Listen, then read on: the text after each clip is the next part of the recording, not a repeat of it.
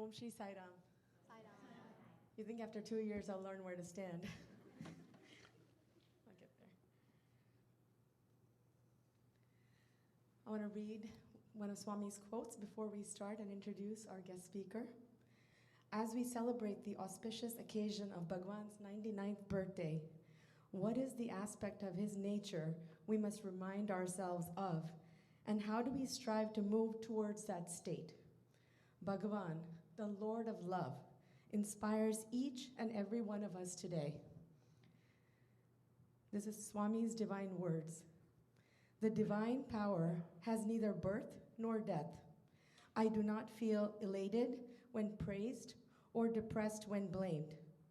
I treat these dualities of life with equanimity. I am happy both in pleasure and in pain.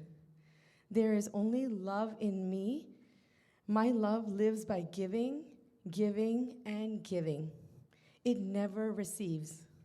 This is the difference between my love and worldly love, which believes in receiving alone. That is why my life is ever expanding.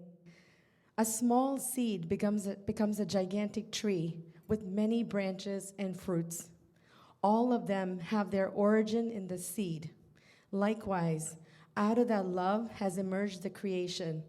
Love is God. Live in God. Develop love. Love everyone wholeheartedly. Only when love is manifested will you attain self-realization. In the first instance, develop self-confidence. Self-confidence is the foundation. Self-realization is the mansion of life. Everything is contained in the self, the Atma. The power of love far exceeds the power of the atom bomb. It transforms even those who hate. Develop such sacred love. This is from Swami's Divine Discourse on November 23rd, 1998.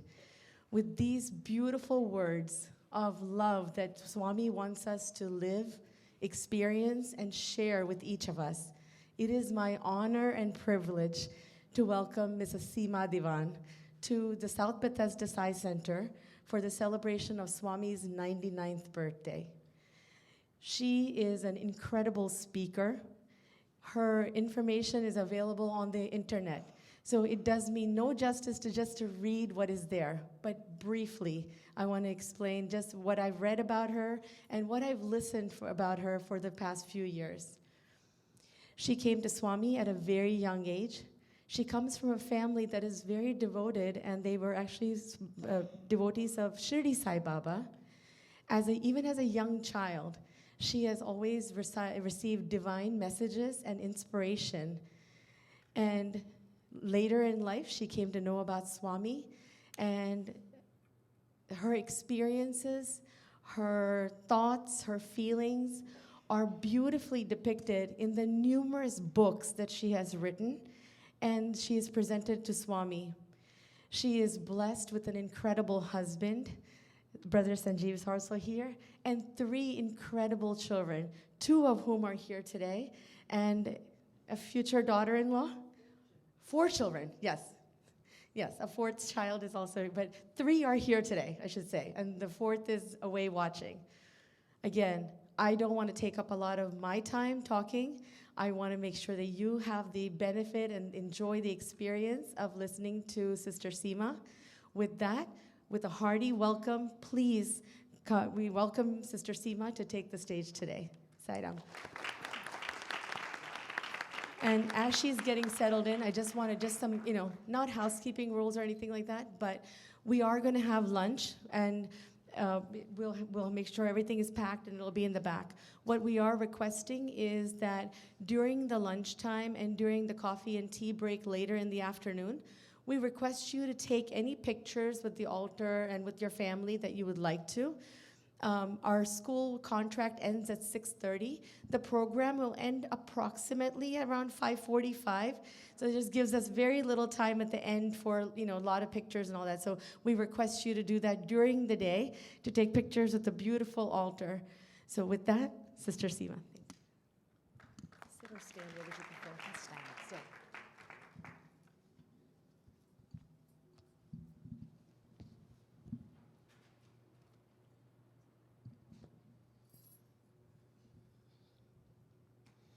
I offer my salutations and humble pranams at the lotus feet of my Guru, my God, and my Father, Bhagwan Sri Satya Sai Baba.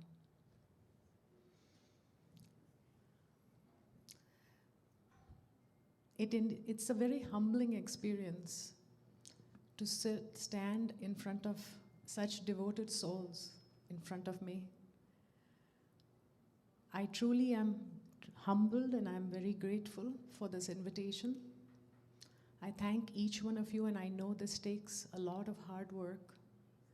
It is not easy to bring something like that together. But Swami has been here probably from the time you have started deciding of how to do these celebrations, from that time onward, right till now. Swami doesn't enter as a chief guest. He is with you right from the beginning, right from the start, when you want to do any small task for him. I was very, very touched by the unity and the love of the bhajans. The young adults sang so beautifully. I was almost in tears, and I'm glad that Sister Malini had to speak, because it gave me some time to get a grip on my tears and be able to speak with you. What can I say to you about Bhagwan? What can I say to you about Bhagwan? No words truly can describe this avatar, and this is such an auspicious day for all of us. The 99th year of the avatar. And to think of it, that I had a glimpse of this avatar on his 50th birthday for the first time. And 49 years have passed, being in his glory, in his teachings of truth, of love, of righteousness, and of peace. These are such 4 wonderful words. My first interaction with Bhagwan was in 1974. I was a little girl, 8 years old. My mother was not keeping very good health. My father had had a heart attack in 1972. And so, out of the shock, she started not feeling well, in the fear of losing him. One day, one fabulous Sunday afternoon between 1 and 2, my aunt and uncle visited us. They had just come back from Dharmakshetra, and we didn't know what Dharmakshetra was, and we invited them over for lunch to sit with us. And my mother was not feeling well, and she burst out crying. And my aunt, who's a wonderful person also, opened her purse, and I was there at that time. I watched this entire scene. I still remember vividly my aunt in a pink color sari, a white color handbag, and she opening it, and something small coming out from this handbag, and I leaned over to have a look at it, and I saw a small pendant, and this pendant had a picture of a person I had never seen before. But I was quite amazed when I looked at that picture.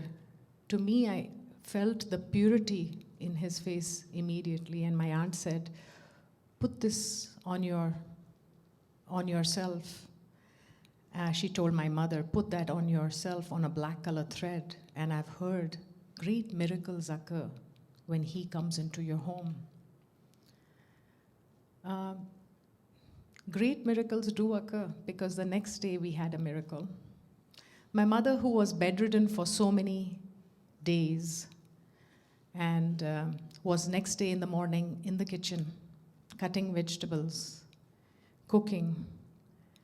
And when we asked her, how are you feeling? And she said, I don't know. Whoever this is, he has cured me. I'm feeling very well. So he came to us with a bang. For us, I was fortunate enough that I didn't have to wait for a miracle. We had a miracle as soon as he had come, and my mother was completely well. That began our journey with this Guru, Satya Sai Baba. Of course, my mother went Swami mad and went to Dharmakshetra and bought probably a whole store full of pictures. And all those pictures were on the walls of our home. And so Swami became my God and my Guru from that time onwards. When I was about 16 or 17 years old, I had I was very deeply into God and in worship, and I used to get certain visions at that time, and I wasn't very clear as to what was happening to me because I was a person that was ruled with strong intellect, and I had no idea of a kundalini arising and you having visions. And so I would wake up in the middle of my puja and I would see Swami 3D there standing before me. And so I started having a lot of interactions of Swami in the omniscience. At the same time, we went to see Swami twice a year in Dharmakshetra. So I was very much in love with this God. Between the ages of 14 and 15, there were some rumors that were spreading about Swami at that time that, he's the God of the rich, and he goes in these cars. And so I was in my school, and I started thinking the same thing. Why in the Shirdi avatar he used to be so simple? Why is it in this avatar he is in a Mercedes, And why this pomp? So certain things started bothering me inside. But my devotion did not stop because of that. But there was a doubt inside. And so when I started getting visions of his, I started realizing that this is not just a guru that has come to teach you, the Gita or something like that. He is God himself, because he can appear at any time, at any place. So in the meantime, my friend had a lady guru who used to do Durga worship. And so she took me to this lady, and I didn't want to go to any other guru because Swami was everything to me. So I was sitting downstairs, not going into her puja room upstairs, when this lady came downstairs, and she took my hand and took me upstairs in her altar room and said, "You've come." And I was a little bit perturbed, and I was looking down because I didn't want to interact with her. And she said, "Do you know how much Lord Dattatreya loves you? And your guru is waiting for you." And that time, I didn't know who Lord Dattatreya was either. I had no idea. So I was just, she said, she told me in Hindi, "Tum to uske god mein baithne wali ho. You're going to sit on his lap. He is waiting for you." So that was my interaction when I was 17, 18. And after that interaction, this lady told me, "You should observe Thursday fasts. And he's waiting for you. You should have Thursday Guru Dattatreya fasts you do." So my mother went and got a picture of Dattatreya, and I started 16 Thursday fasts. And after my 16th Thursday fast, Amritam started flowing in my temple from all the pictures, from Swami's picture, from Durga's, from Krishna. Every picture started manifesting a lot of Amritam. And during that period, I'll tell you how, in the omniscience, I will tell you my interactions later also, but how he showed himself once. So I was making a large picture of Shirdi Baba, and I had framed it. And the guy came to take the money for me from the frame. This is in India. And I had collected money from my school money, and I didn't want the money coming from my mom and dad. I wanted to pay this frame for myself, and I had collected 400 rupees for this. And this man came, and when he came, he said, no, it's 800 rupees for this frame. And I told him, I said, I have 400 right now. Can I give you the money later? Can I collect? He said, no, you'll have to give it to me now. And as he said that, I had a picture of Shirdi Baba in the middle and Satya Sai Baba all around it. All of a sudden, that picture was laminated, so the plastic pops out. There was a noise, like, and then from Shirdi Baba's toes, where he, puts his foot that way, from the toes, Amritam shoots out and goes right into the center of Swami's head and flows down. So this man witnessed this and didn't take the extra money. He said, there is some Shakti here in this temple. It's okay. I'll just take the 400 rupees and go. So Swami had shown himself at the altar at that time. My interactions with Swami started closely in the physical form in Parthi, when I first visited Parthi in 1990. I had come here to the United States. I was working here as a microbiologist. I was living here with my brother.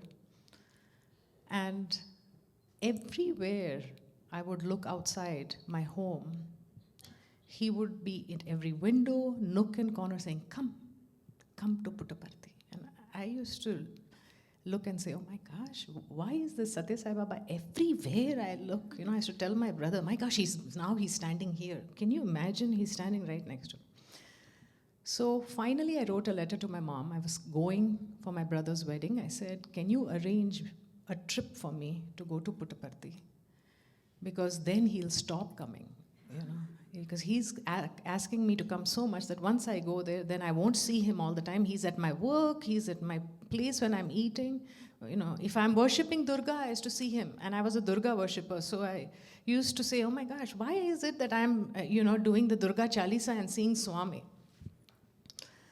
So finally, 1990, I take a trip back, and when I take a trip back, my father gets a heart attack during that time. His second heart attack. And so my mother's ticket, who was with me to go to Parthi, unfortunately, she was not able to go with me. And my father was not in a very good shape, and I loved my father very much. And I told Swami, if you really want me to come, you have to give me a sign, otherwise I'm canceling my ticket. This was for July 7th, 1990. And the next day when I get up, there is a picture of Swami almost up close to the ceiling. That whole picture from the inside, the Amritam has come. Full drops of Amritam, very precise drops, and inside the laminated of the picture, not even on the outside. So I went and told my father, I said, Swami has called me, I have to go. And my father said, go, don't worry, I'll be fine. So I had grown up with Swami, but I had never done the Suprabhatam. I didn't know 108 names. I didn't know what Puttaparthi was like. I only know Dharmakshetra, come back home, and my puja and my pictures. So I go with a large trip. All the Bombay devotees are there. The Mumbai devotees, I met them. And we went together in a train. And it was a long 24-hour journey. And I'm a creature of comfort. Okay, so for me, everything that is not comfortable is a difficulty, right?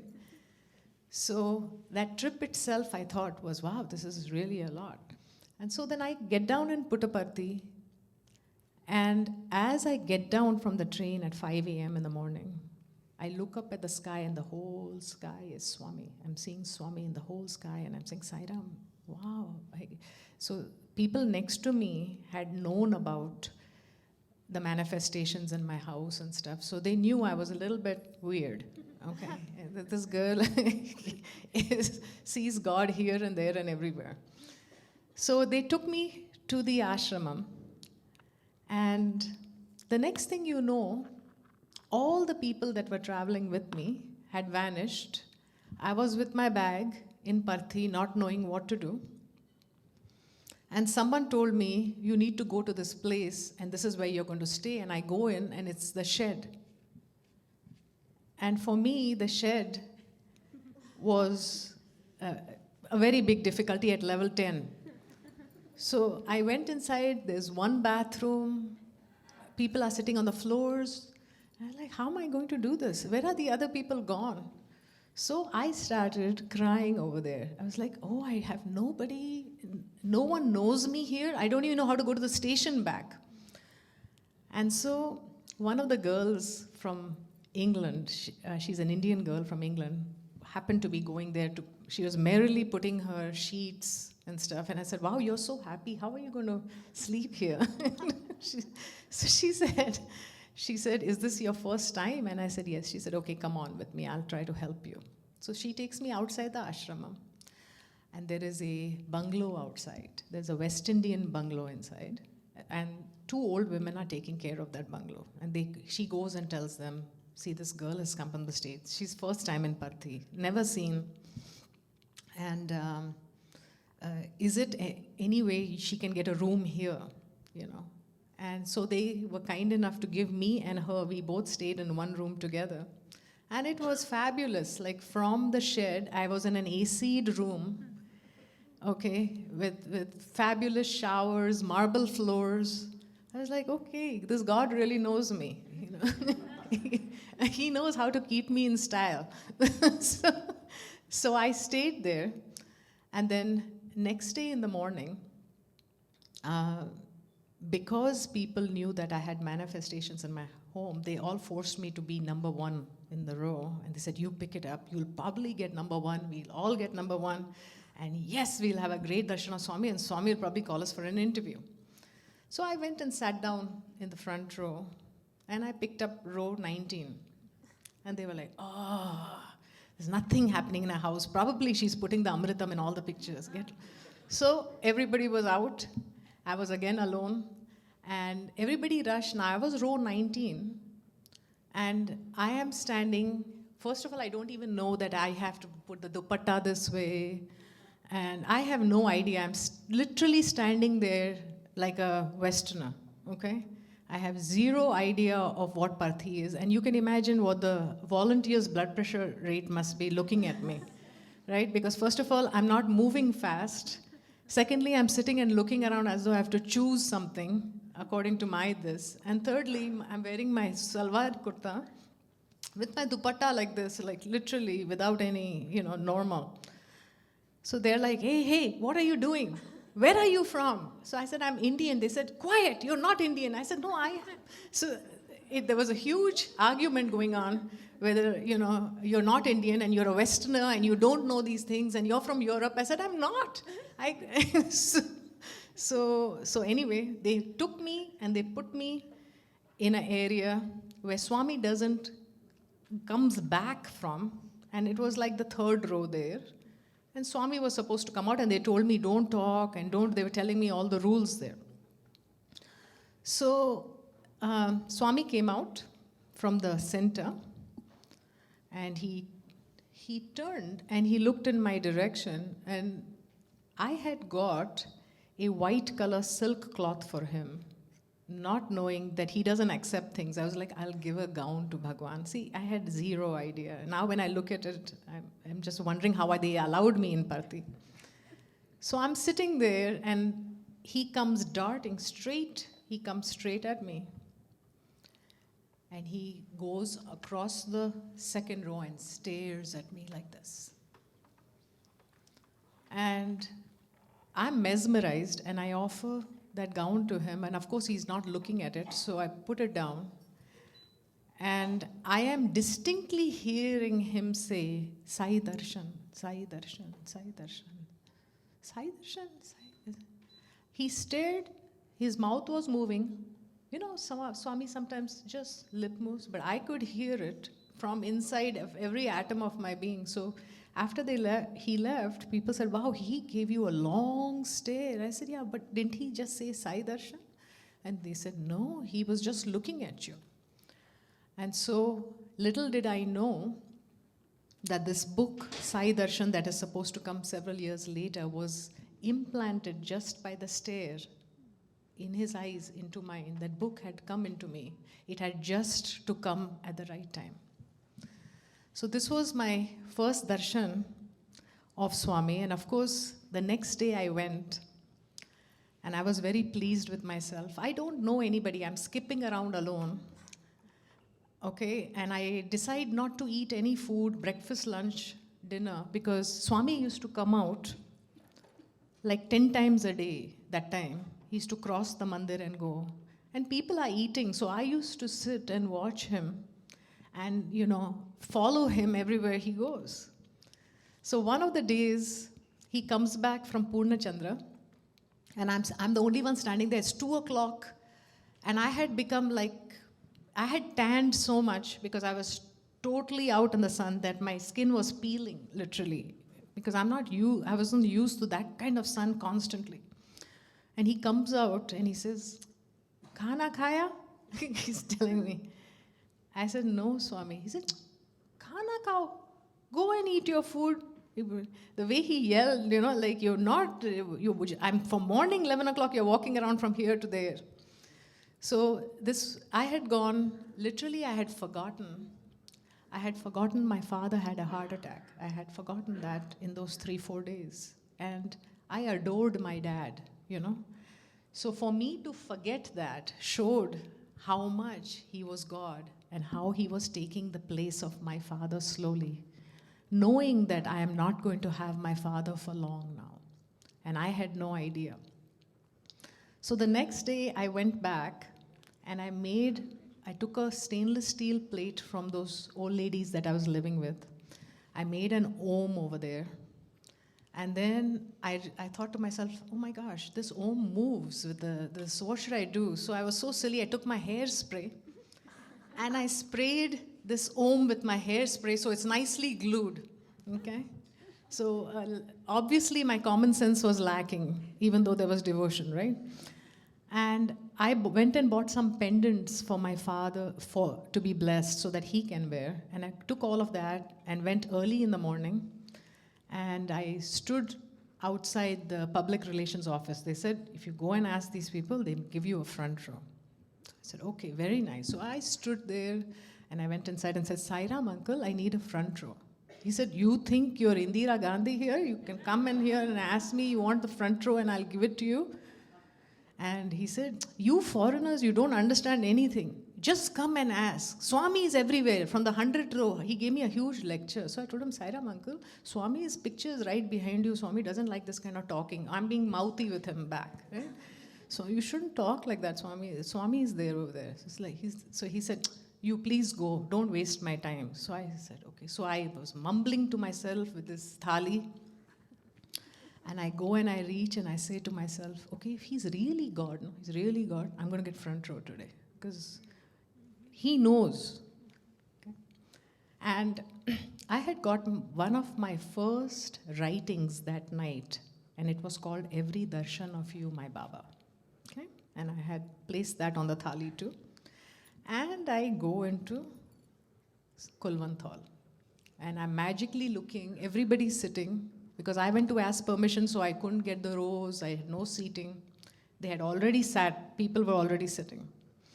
And I go and I look, and I'm seeing if there's any place, and I said, wow, there was one place in the front row.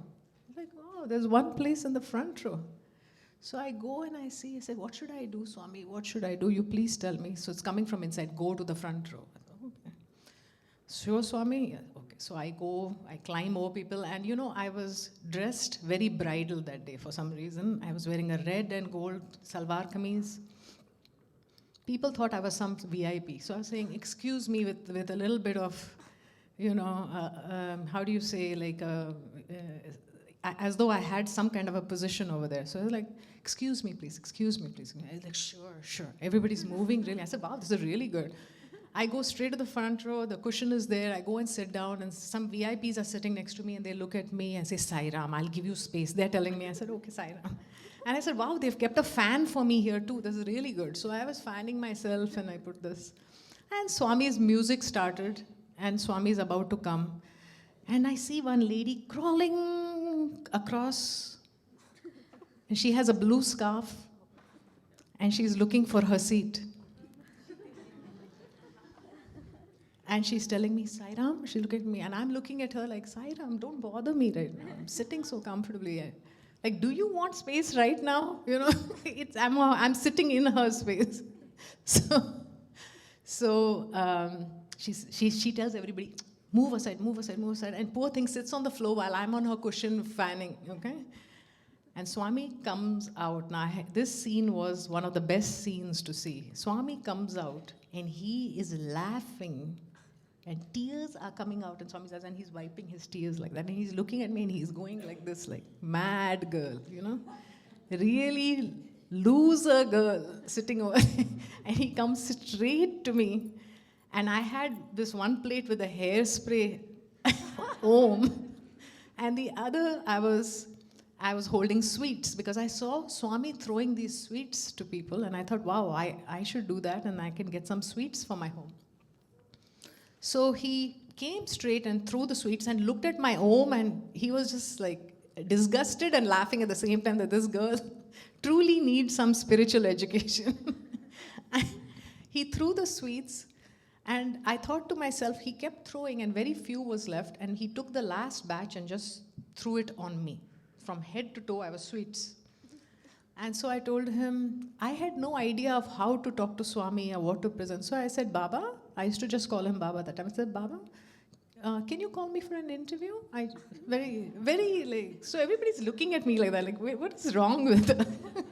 I wish this scene was taped, because I would, I think, kill myself looking at it right now. I'd be so embarrassed talking about it. So I said, I said, Baba, can you call me for an interview? He said, huh? I said, I told him, Baba, interview? He said, no, alone girl. So then I thought to myself, alone girl, that girl is there with me behind. So I looked at her. I said, no, Baba, I have another girl. She can come with me. He said, not now. He said, when you come with husband. So then I said, when you come with husband, he's God, but he doesn't have full information. I said, let me give him the rest of the info. I said, Baba, I'm not married. He said, I know, he said. So I said, wow, he got mad at me, And then, so I told him, he took one step ahead, and I told him, Baba, did you bless the pendants for my father? And he didn't answer and went ahead. And he said, shh. Now, when he said that, shh, my ego, fanned right out. It's like, wow, I have loved him so much in this life. And he's telling me, shh. So one crocodile tear came down my eyes, like, oh my gosh, this is really bad. This is the last time I'm coming here. And he turns around and he comes and says, what do you want? Very sweetly, what do you want? And I'm saying, Baba, did you bless the pendant?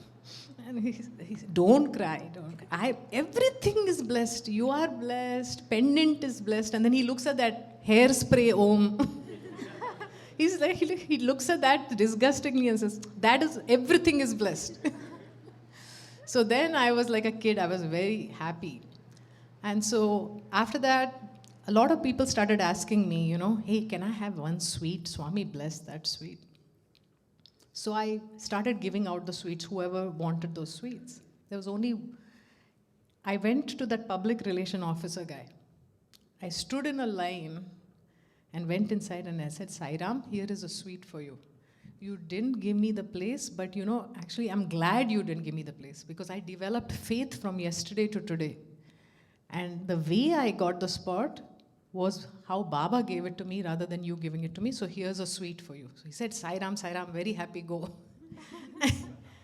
And after I gave all the sweets, it was amazing. By the time I reached my room, I had exactly one sweet left.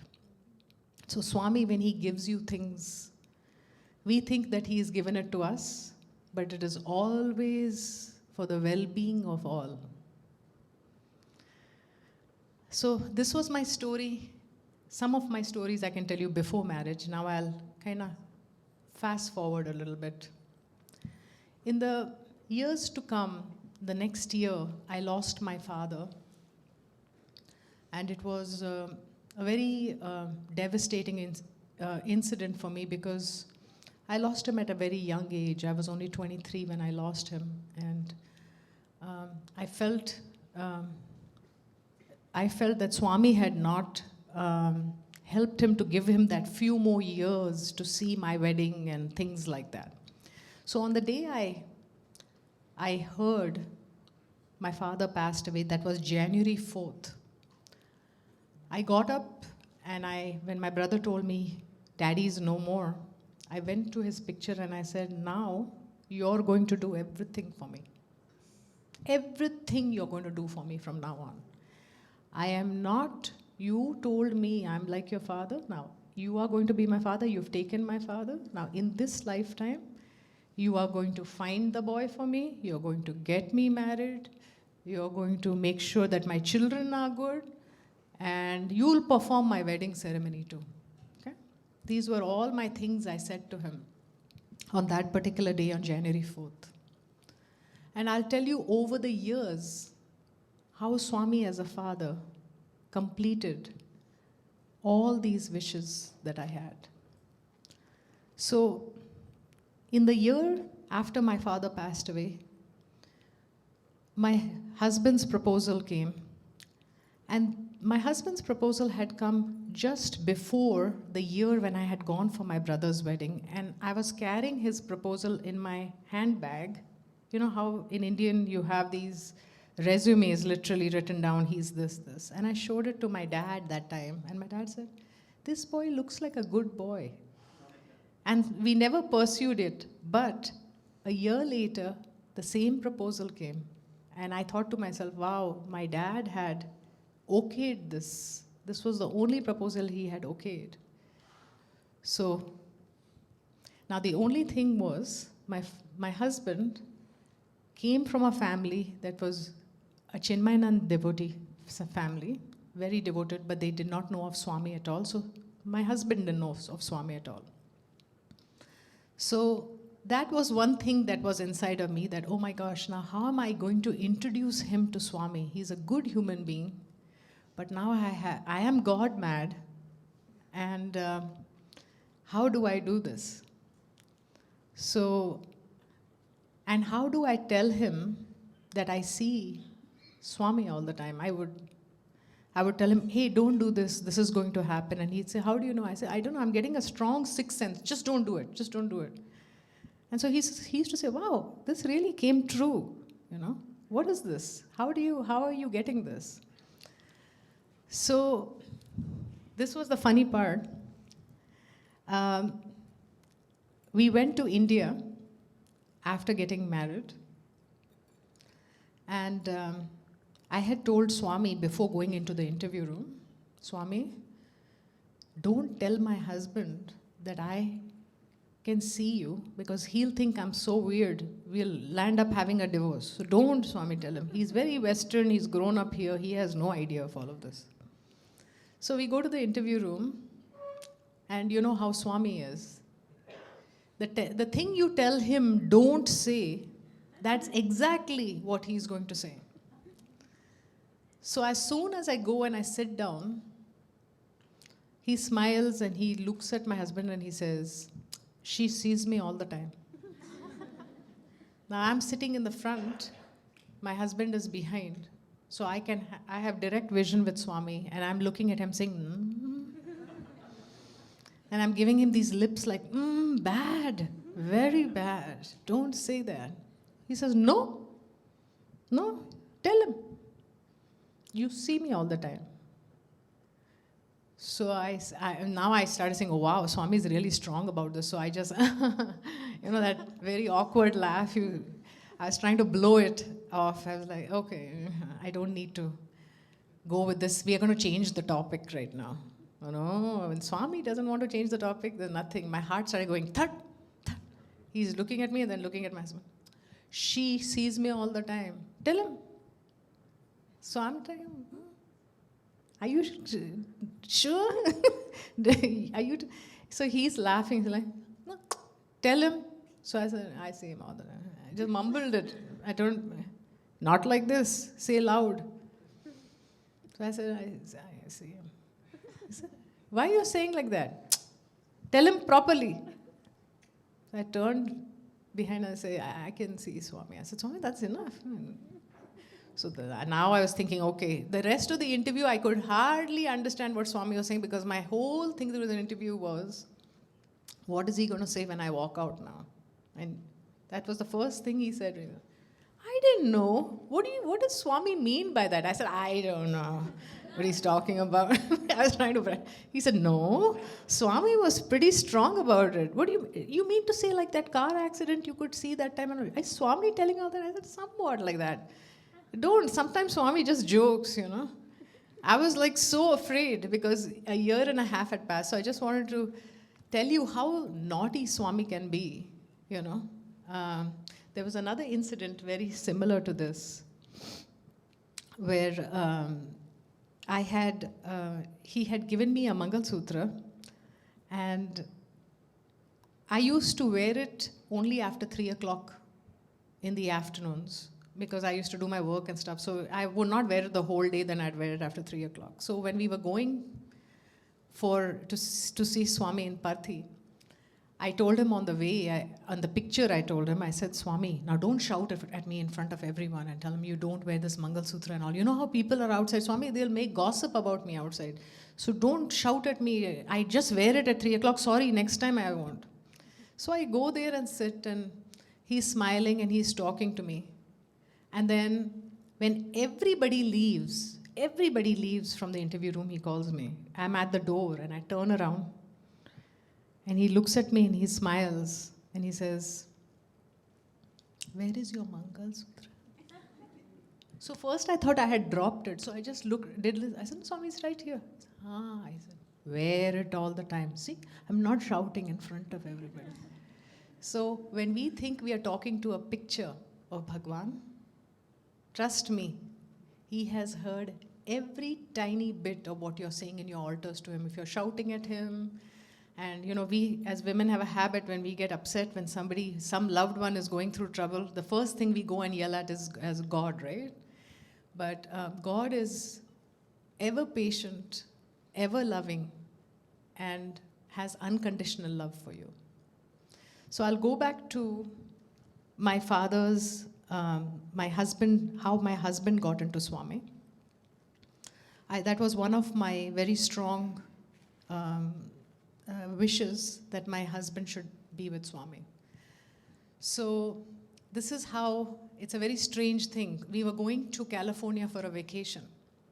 And until then, Swami was my guru. And he was okay with it. He's very sweet. He says, you can do whatever you want. But he's not my guru.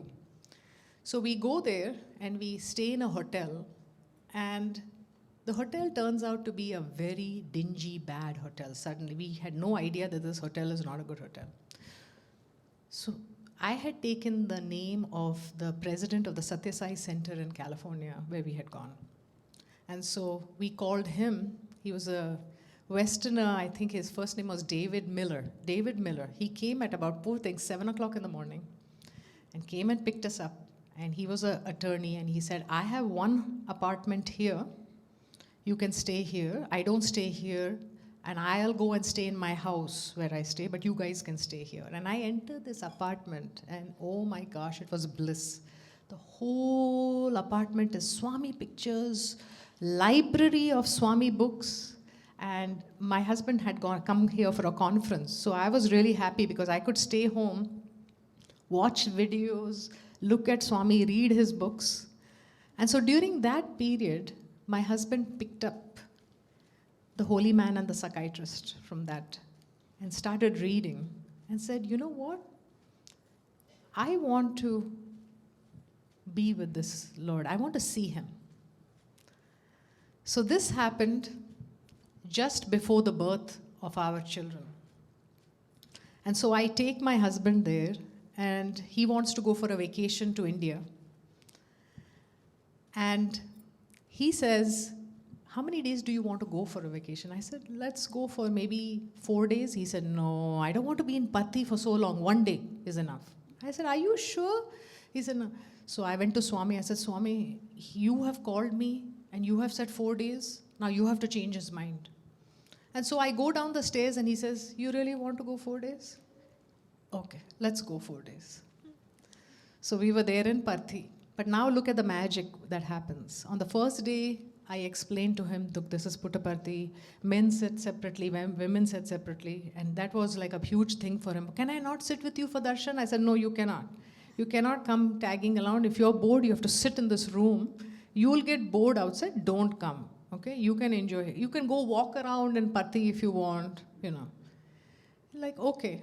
So I come back from darshan the first day, and I see him writing. I said, what are you doing? He said, I went for that darshan today, you know.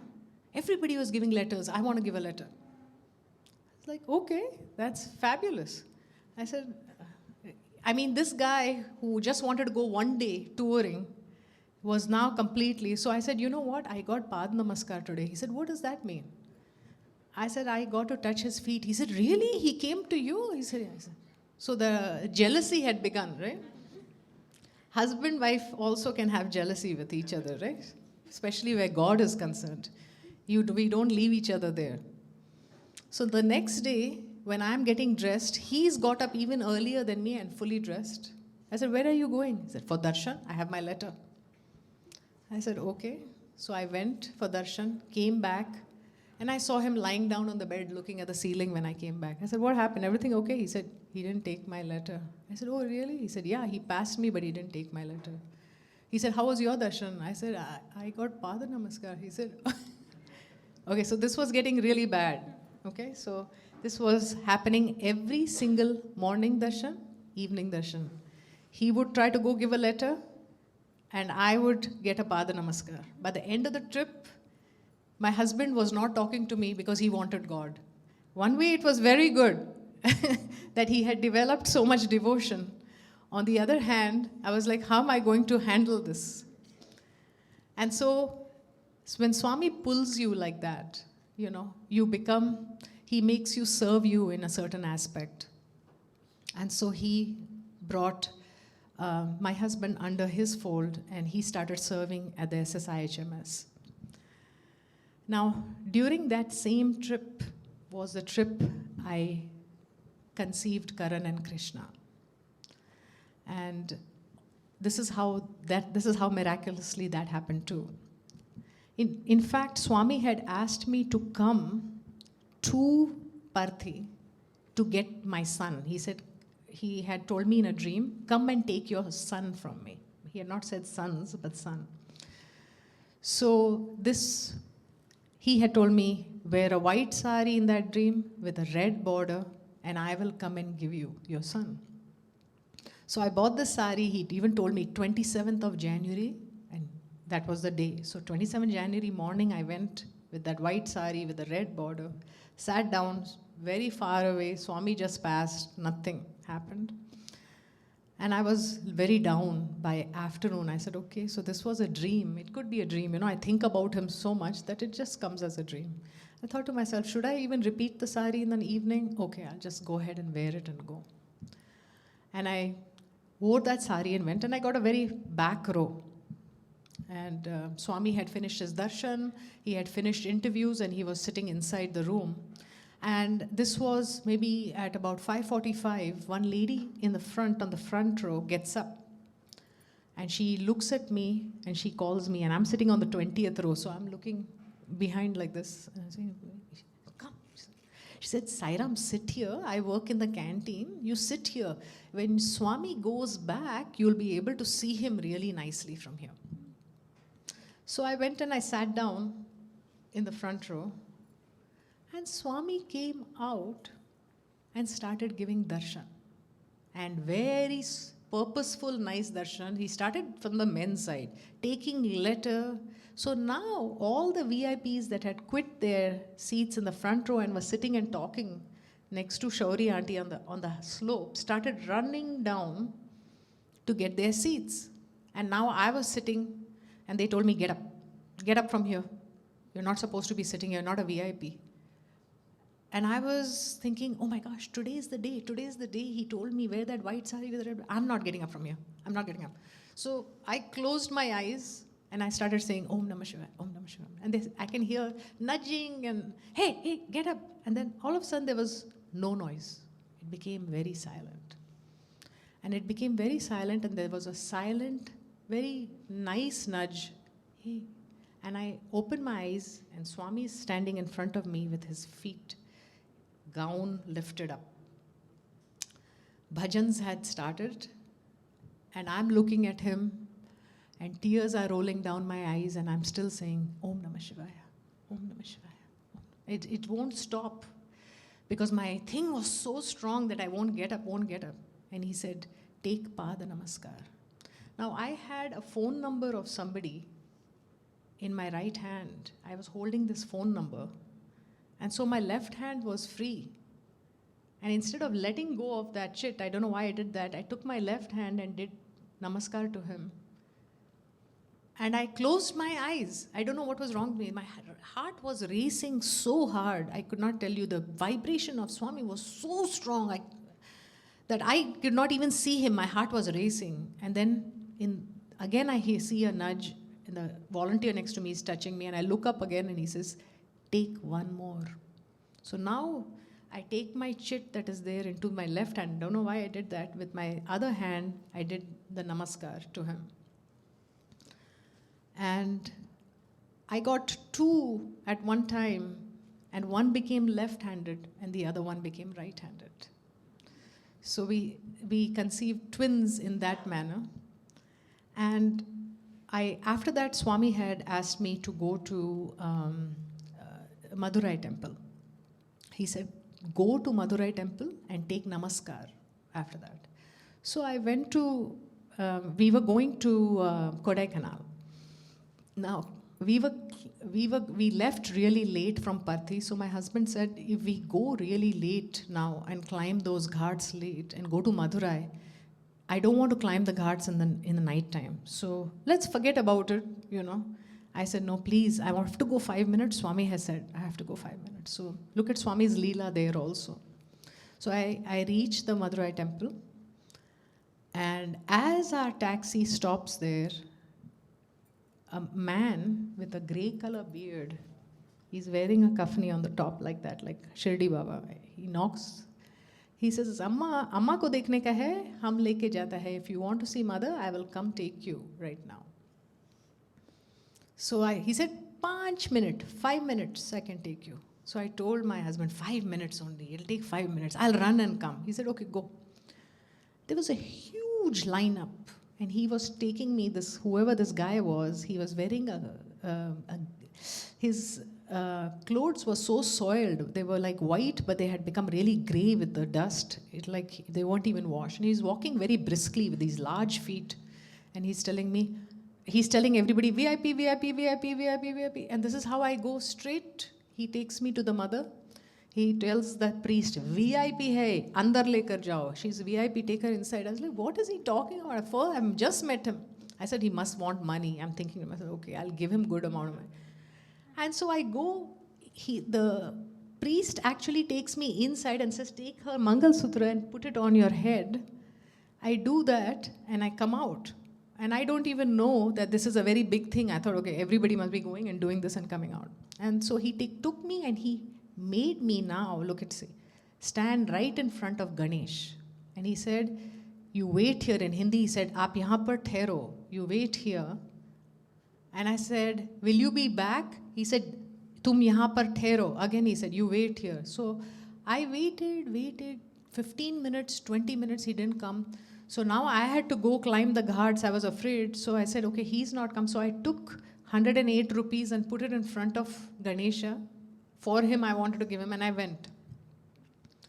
Of course, that was Swami himself that had come, because there is, when I tell this story, everybody says no one goes like that and you have to stand in your line. And I don't care if you're a VIP or whatever you are. So I go up the ghats, and now the Ganesh thing is important. He told me, Tum Ganesh ke aage thero, you wait in front of Ganesha. That had a big significance. Because when I went up to Kodaikanal and I slept that night, at 2:20 a.m. in the morning, I had a dream. In my deep sleep, I saw this very, very brilliant fire, extremely brilliant fire, that started taking a shape. And it was so bright that I was doing this in my sleep, I remember, and I was sweating. And it started taking the form of Ganesha.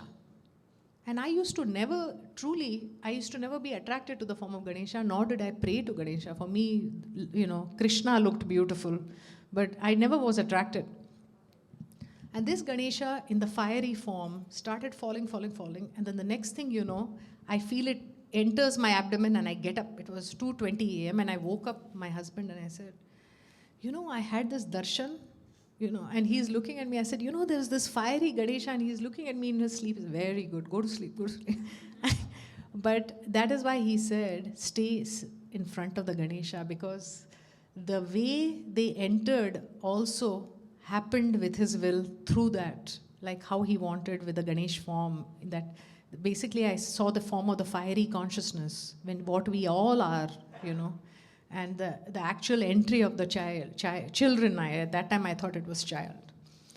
So when I went next year to him, I took the two kids with me, and the first darshan, when the Karan Krishna, of course, were brought up completely as per how Swami wanted them to be brought up. He said, 30 years back, he told me, teach them truth. Teach them truth and truth alone.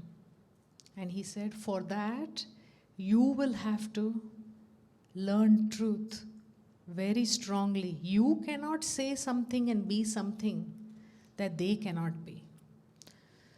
So, my journey with God strongly started as I gave birth to the boys.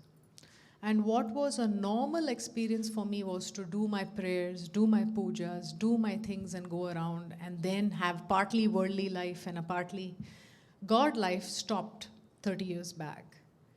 And he said, 100% you have to be with God, 100%. So their upbringing became where in all the worldly things that I did, I had to incorporate God's teaching in it. He asked me not to introduce them to any worldly activities much, and not too many friends. He told me, he said they should not have too much company, because bad company can change you completely. And he said, if you have taken the responsibility of bringing up a child, and this is very important for all of us, he said that responsibility remains for you until you take your last breath. He said, don't think that as kids grow older, they don't need you. Kids need you even more as they grow older, because they have greater choices to make. They have more things to do. And so he says, your journey as a mother is an extremely important journey. During that period, when Karan and Krishna were born, I had another miracle of Swami. Let me see, am I okay with time? Yes. Okay. How much time do I have left here? We have time, right? Okay, good. Okay. Okay, so Karan and Krishna, when they were born, I had developed a condition which I wasn't aware of. I had become toxemic during my pregnancy. And I had no idea about it because Swami kept my health good right till the end. In fact, I was going and serving 3 days a week. I had a Ramayana and Gita that was blessed by Swami in Pathi. I would read them that aloud to them. And till my husband came home from 8 to 5 while I was pregnant, I would only talk to these guys about God and make sure that I'm listening to Vedas, there was nothing else. And so when I was ready to deliver them, and I went to the hospital, as they started my C-section, my blood pressure shot up. And my blood pressure shot up very high.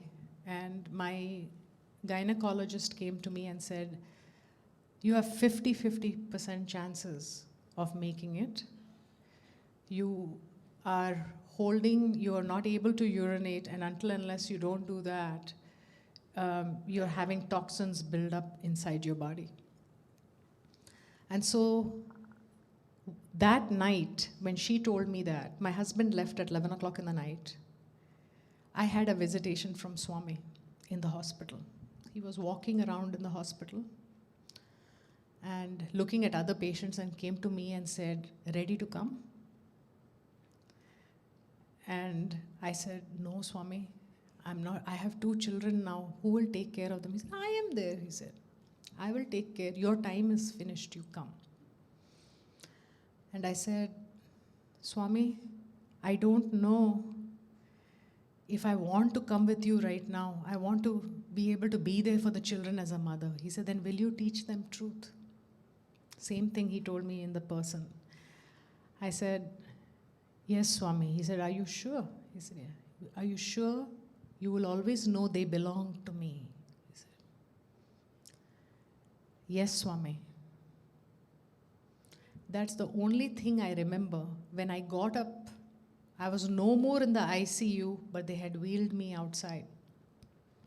And they said, in the middle of the night, you urinated and your blood pressure has fallen, you have come back to normal. So this is how I knew at that point that all my other dreams that I had of working or doing something so-called great in life was not to come to be, because I had made a promise to God that I will be a mother that only teaches them truth and them to only love Bhagwan. It was not an easy task at first, because Swami is a very strong teacher. He can be very soft during darshan and everything, but when he gives you a task to do, he's very particular that you do that with no faults and you do it with 100% love. Okay? He doesn't like you to have the slightest distraction in order for you to be attracted to him. He says, your attraction should only be me. While you're attracted to me, automatically the children will see you and they will follow. But if you are doing something else and you are sending them for a 1-hour Bal Vikas class, and then when they come back, they are seeing you live a dual life, Swami said that won't work. Children are smart. They study you.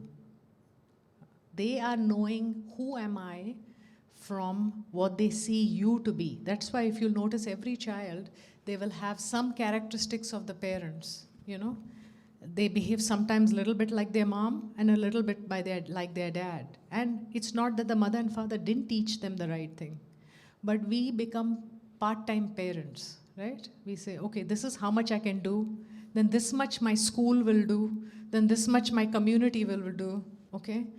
And I'll tell you one thing, the child seldom learns. He learns bookish knowledge. Of course, he'll be very good in statistics and calculus. That's not a big deal if he gets an A in that. That's good. He'll get a great job and he or she will make a lot of money, right? But what Swami says is, money is important. Baba said it's not money is not important. Money is important, but it should be sufficient for your needs. Once you start giving a child, Swami says, everything to you try to buy his happiness, in the end, he is going to buy yours. He's going to be the same, she's going to be the same towards you as you were while they were growing. So every time I had to correct them, I had to go deep inside and say, do I do this? Because there is no way they could have done this today until unless they have either observed me or my husband doing it, right? And so what happened in the last 30 years, I thought I was first giving up the world for God, okay? Very egotistical approach. God has asked me to give up everything, so okay, because I love him so much, I'm going to do that. No. After 30 years, the realization is quite different. You start realizing that you start seeing God in the world in everywhere you go. You say, okay, you go outside and you'll see someone not being kind, correct? And you say, oh my gosh, this person wasn't kind at all. Instead of seeing that, you start saying, oh my gosh, look at the way I thought right now. I didn't think as though I was in Swami's presence. I'm starting to pick on people. I'm starting to see differences in people rather than me, than seeing who I am at this point. So Bhagwan teaches us a lot I want to share with you some of the conversations I've had with Bhagwan. That's why let me just get this out for you. Yeah, so this is one of the conversations I wanted to share with you with Bhagwan in one of the interviews. He asked me, what do you want to do? And I told him, I said, I want to be a good mother, Swami.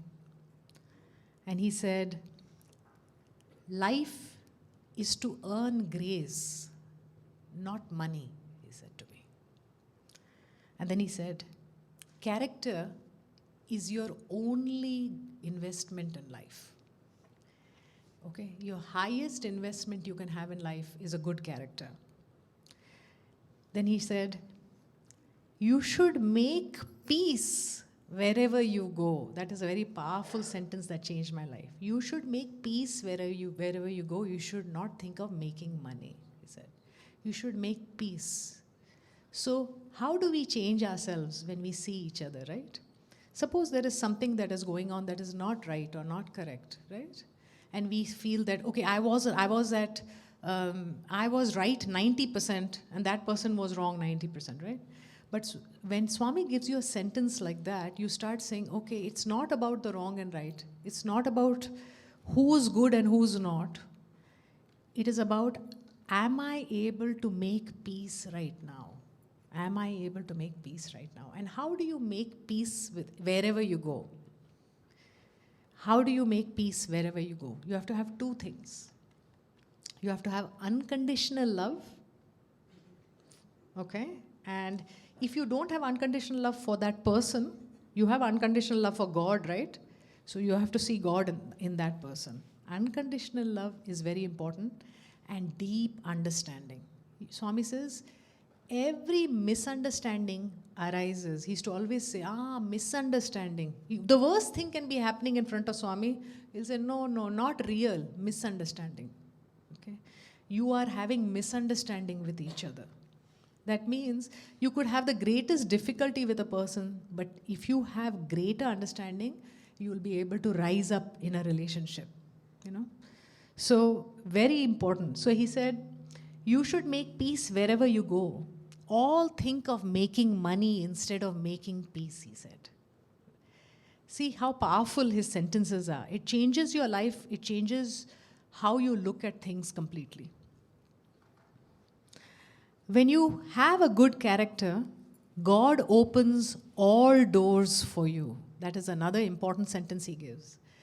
When you have a good character, you may go through some ups and downs. You may go through some difficulties.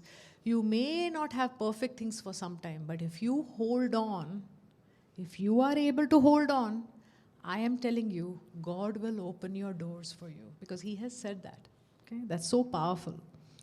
And then And then he ended that by saying, teach children truth all the time, he said. He draws on the all the time. Because we all think we teach children truth all the time. From the time we wake up to the time we sleep. And that goes for both the parents, not only mothers. Swami wants the fathers equally involved in this process, equally involved in bringing up the children. It's extremely important for a husband and a wife to walk hand in hand when they are parenting a child, because a child doesn't look for one parent. A child becomes very happy when he sees or she sees both the parents loving them equally. So he used to have this sentence that he used to tell Karan Krishna Shiva a lot, all the time. He'll go and tell them, you love your mother more or father more? Now, I had taught Karan Krishna, anybody asks you that, say father. It's very important. You should uphold the respect and dignity of daddy, okay, wherever you go. So Swami knows how I parrot them and teach them. Exactly the same question he asked him, who do you love more? They said, father, Swami. He said, bad boys. Mother is doing so much. You should love both. Then he asked Shiva once. So Shiva, by that time, third child, very well parroted. Immediately he asked him, who do you love more, mother or father? He said, both, Swami. Very good boy, he said. Very good boy. And he looked at me, that you have now taught, don't teach them, even if you're teaching them to uphold the dignity of the dad. The child should be equally respectful to both parents. It is very important. We go to look for happiness. Swami used to tell in interviews also, everybody goes to look for happiness outside their house. How many people are happy in their houses all the time? Show me, put your hand up. If I were to tell you, you can't go out of your house and you have to be happy in your house all the time with each other, whoever you live with, your family, who would be happy constantly all the time? Put your hand up. So see, we need the community, outside community, for a choice we made. We made a choice to have a family, did we not? We wanted to get married. That's a choice we make. Is bringing up a child buying a teddy bear from a store? Is it?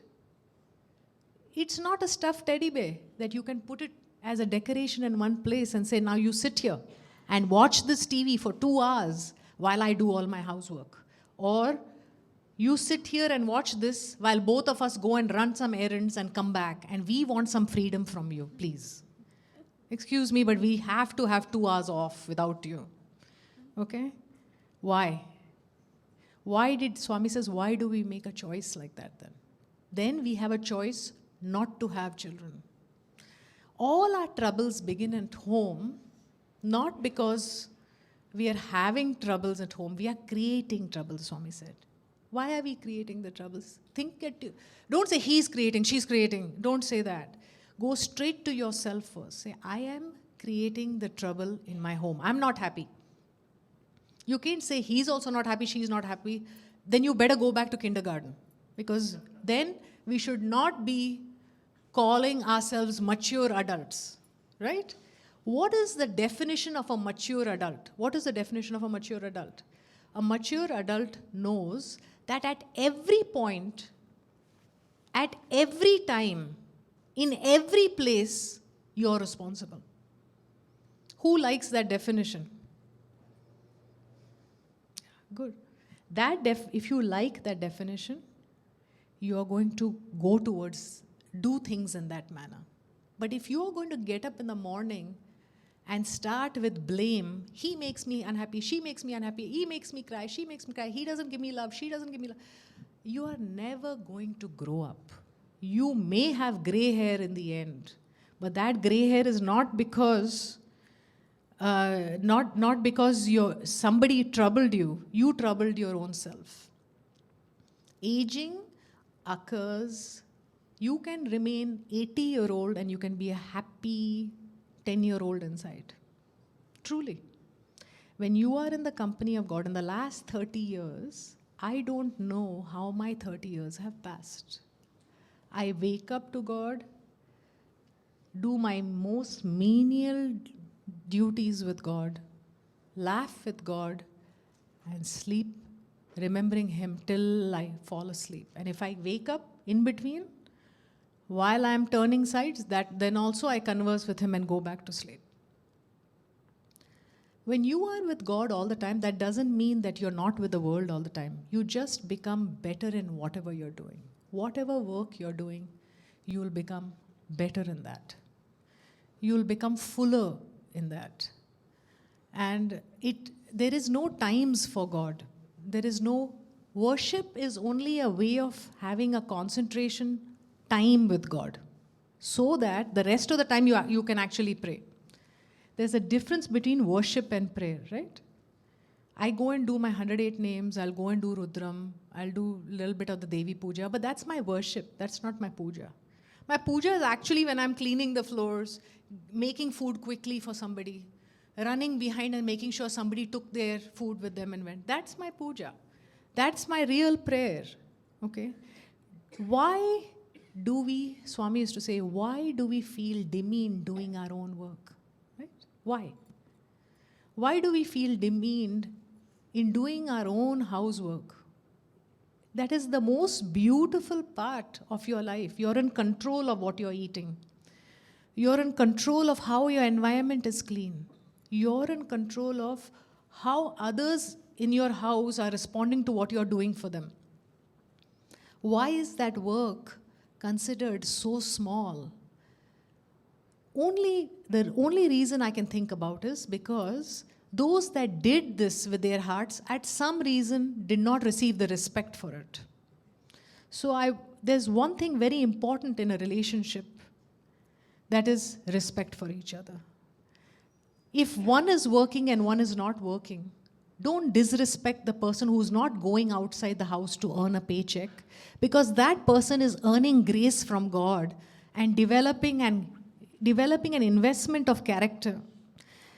If I had not stayed home for the next 30 years and still not watching over my kids, however much money I would have made and however much my husband and I would have had 10 Beamers and whatever you want, what would I have seen 3 kids lost with all bad habits, right?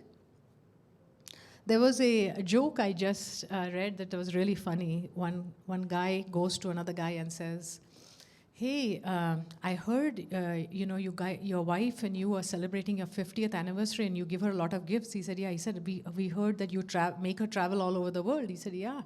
He said, "Okay, so what did you do for your 25th wedding anniversary?" He said, "Well, I took her to China." He said, "Oh, really? That's great. So now for the 50th wedding anniversary, what are you doing?" He said, "Well, I just went to pick her back up." So this is our relationships at home, right? We are with each other, but we are still not with each other. We are with each other as dependencies. So Swami used to talk to me in the interviews regarding relationships. He used to say, be very good to each other. Children are watching you. If you fight like children with each other, they will not learn anything. So he even told my husband, he said, you should help her in giving tuitions sometimes.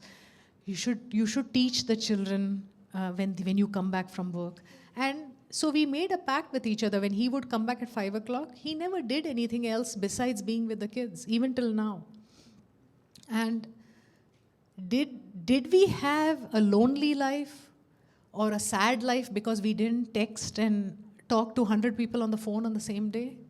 Or group chats? I mean, I sometimes see my kids with these group chats. I'm like, how many people are you conversing with at one time, And what is the point of this kind of conversation constantly? I got this, I'm going there, I ate this is the picture of that, then this. Everything that you do is sent to each other and you get a pat on each other's shoulders from that, right? Yeah, am I correct, Wise? Yeah? Yeah. So try to minimize that time. Minimize that time. I know I have only very few minutes, so I'll just let me see what I can get from here because I know I'm talking again.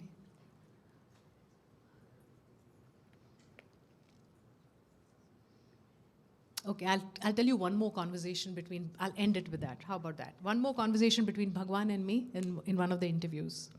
I asked Bhagwan in one of the interviews, Bhagwan, what is my duty in life? What is my duty? I mean, I know I have many duties, but what is my absolute duty in life?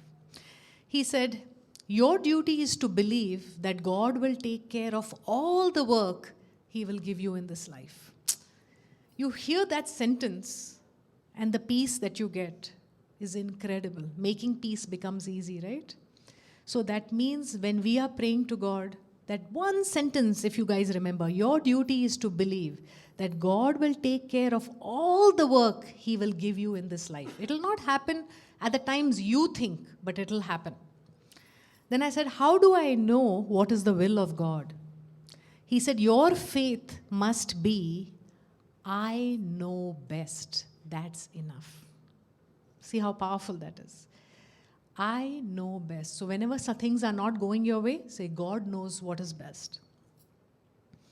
I told him, how do I separate my effort from the will of God? He said, both are the same. I give you the effort and the patience to see my direction. I give you the effort and the patience to see my direction. So you will come to know when you're in the wrong direction. Once you start connecting with Him and you let go that this is not my effort, automatically the answer will come. But when you hold on to the effort as my effort, your answer won't come to you because the I is proclaiming itself.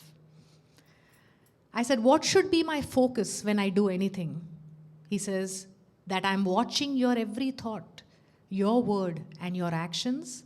I am watching over you to keep you safe always. So he said both things. I'm watching your thoughts, words, and actions. Okay, that is extremely important. The second one he says is I'm watching over you, means I'm protecting you also. So when I'm watching your thoughts, words, and actions is not to make you scared. I'm watching that so that you can be at peace, so that you can be safe. What should I do when my faith shakes in you? He said, let go of your desire and hold tightly to me. It is the desire that allows us not to have faith. Let go of that desire. Automatically, once you let go of the desire, you start feeling the peace coming in. Then you know what God's direction for you is. Okay? I told him, what if my desire still persists? Then he says, the desire does not choose you. Your thoughts do. Change your thought in my direction. Train the mind to turn toward God. Learn to pray under all circumstances. Talk to God from your heart. Your habit must be to give me all your troubles. Your troubles begin when you hold on to your fear. Your troubles end when you face everything with faith, he said. Okay? And then I told him, what if that fails too, Swami? Then this is the thought I carry all the time with me, which will help you too. He said, then have the thought that I still have 100% faith in you. Sai Ram.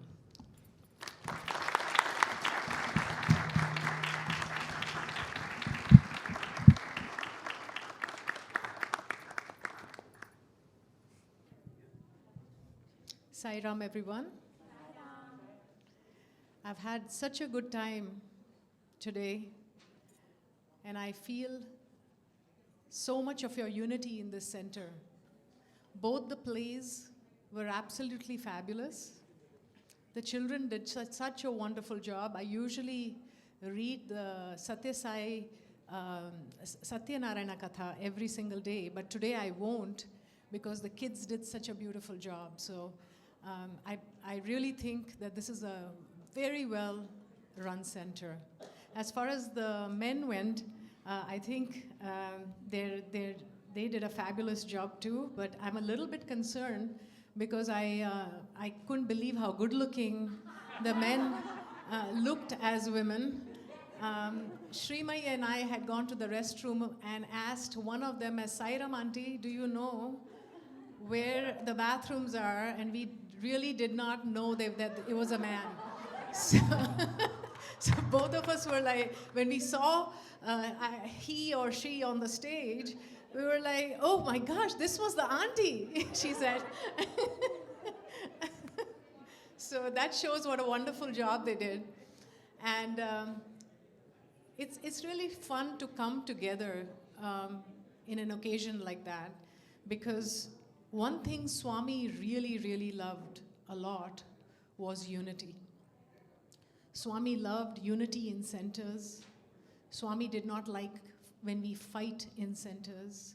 Swami does not like when we try to have control over each other in centers. And when we hold a center like that, where everyone's laughing and everyone's doing their best, I'm sure Swami is present with each and every one. Every year that you do this, I'm sure Swami will be present. Swami's, the play that they had, the Chappalwala, reminded me of one of the incidences in Parthi, where I had become a Chappalwali. And I'll tell you what happened. So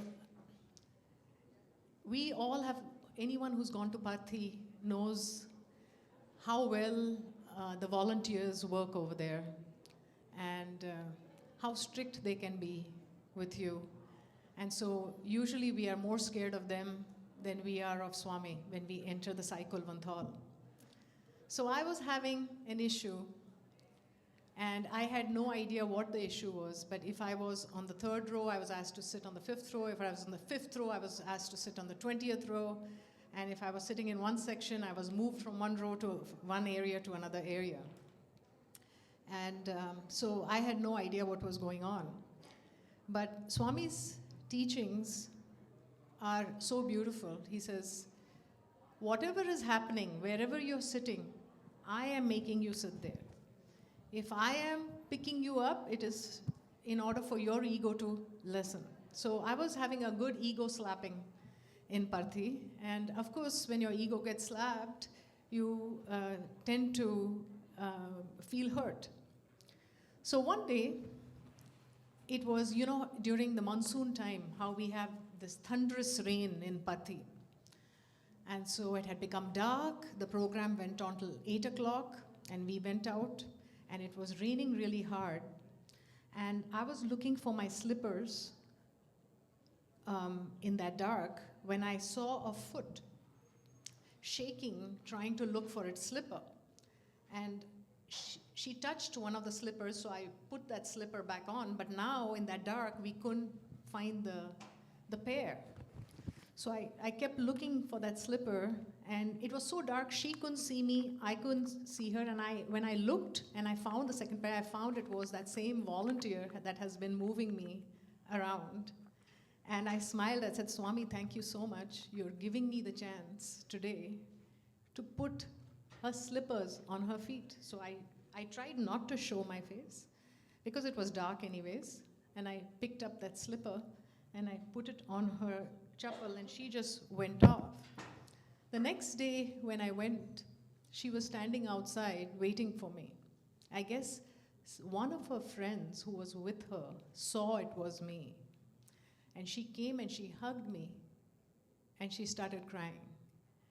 And it just shows that when you really, Swami's teachings are so profound, yet they are simple to follow. If you just follow those teachings and you let go of your ego and you let go of your pain, you encounter suddenly someone who was in a misunderstanding moving you around, you encounter love.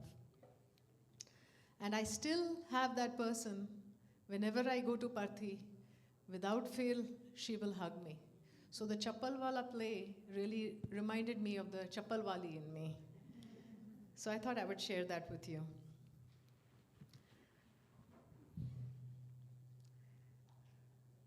Bhagwan's biggest teaching that I have received, the number one that I'd really like to follow, is Swami liked a lot of laughter. And I really enjoyed the laughter that was pealing through this hall as we were listening to this play. We often feel spirituality is something very boring or very intense. But it is not so. Actually, a spiritual person is a very happy person. And Swami said to me once, to be happy, you have to have peace inside. So he said, most people come and ask me, Swami, give me happiness, then I will be at peace. Right? But Swami said to me, just reverse it.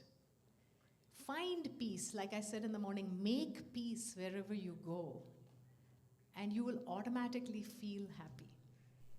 So feeling happy is the first prayer according to Swami. It is the essence of spirituality.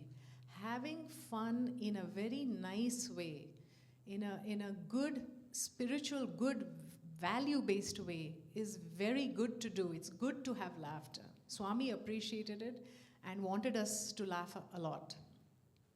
So, thinking of this, I had just read a joke the other day, and I'm going to tell you this joke so that you enjoy it. I laughed a lot that day, and it made my day. They said there were some children in a school standing in a line in a cafeteria eating food.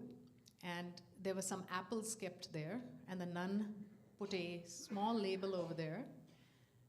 Take one apple, God is watching you. So as the line went on, at the end of the line, there was a naughty boy. There was a bunch of chocolates. He said, take as many as you want, God is watching the apples. We often feel that God's direction is in one way. And Swami used to always say, I used to say, Swami, how do you know this? Like he will tell me, I know today in the morning what you were doing. I said, what I was doing, Swami? You were crying, Swami is not calling, Swami is not calling. All the time saying that. I know, you were even eating dosa like that from the side of your mouth. Food was not coming down. So then I told him, I said, Swami, how do you know such small detail that I was eating dosa outside in the morning? He said, I have 1,000 eyes. So you have just prayed to Lord Venkateshwara, who we say has 1,000 eyes. And Swami is the incarnation of that same Vishnu. He is Vishnu himself that has come down. Going to the topic, God is always watching over you. There is one incident of a person, and I will tell you who this person is after I have narrated this incident. It's not my personal, but I have asked permission from this person to talk to you about this. So this person used to come very often to see Swami. This is 45 years back, right? He used to come to see Swami. And Swami would often call him for interviews, speak with him, and he would go back to his job. There was one day, this was on Vijayadashmi day, this man came and sat down. And he was waiting to be called. And Swami sent a student out from the interview room and said, tell him to go. Tomorrow, I'll take him for interview. So he went and told this gentleman that was sitting outside, Sir, Swami has asked you to leave today. You have work. You come tomorrow. Swami will see you tomorrow. Now this gentleman said, I don't know why. I said, no, I'll wait. Don't worry. So this man went inside. The boy went inside, told Swami, he's still waiting. After 1 hour later, Swami sent the same message back with the student. Sir, you can go today. Swami will see you tomorrow. He's very busy. He said, no, don't worry. I'll wait. If I have to not work today, I won't. This happened 1 o'clock, 2 o'clock, 3 o'clock, 4 o'clock. This person is still waiting outside. At 5 o'clock, Swami calls this man and he says, leave your job tomorrow and join me. And this man says, without blinking his eye, says, okay.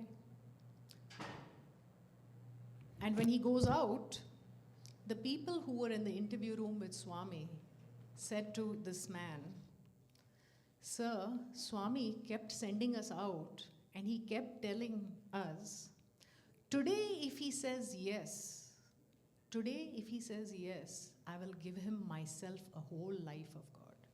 But if he says no, he will have a very decent life, but he won't have me. That man that I'm talking about is today the acting chancellor, Chakravarti sir, who told me the story. And he said, I have, on that day, if I had said no, on that day, if I had said no, I would have not had these 45 years of bliss being with Swami.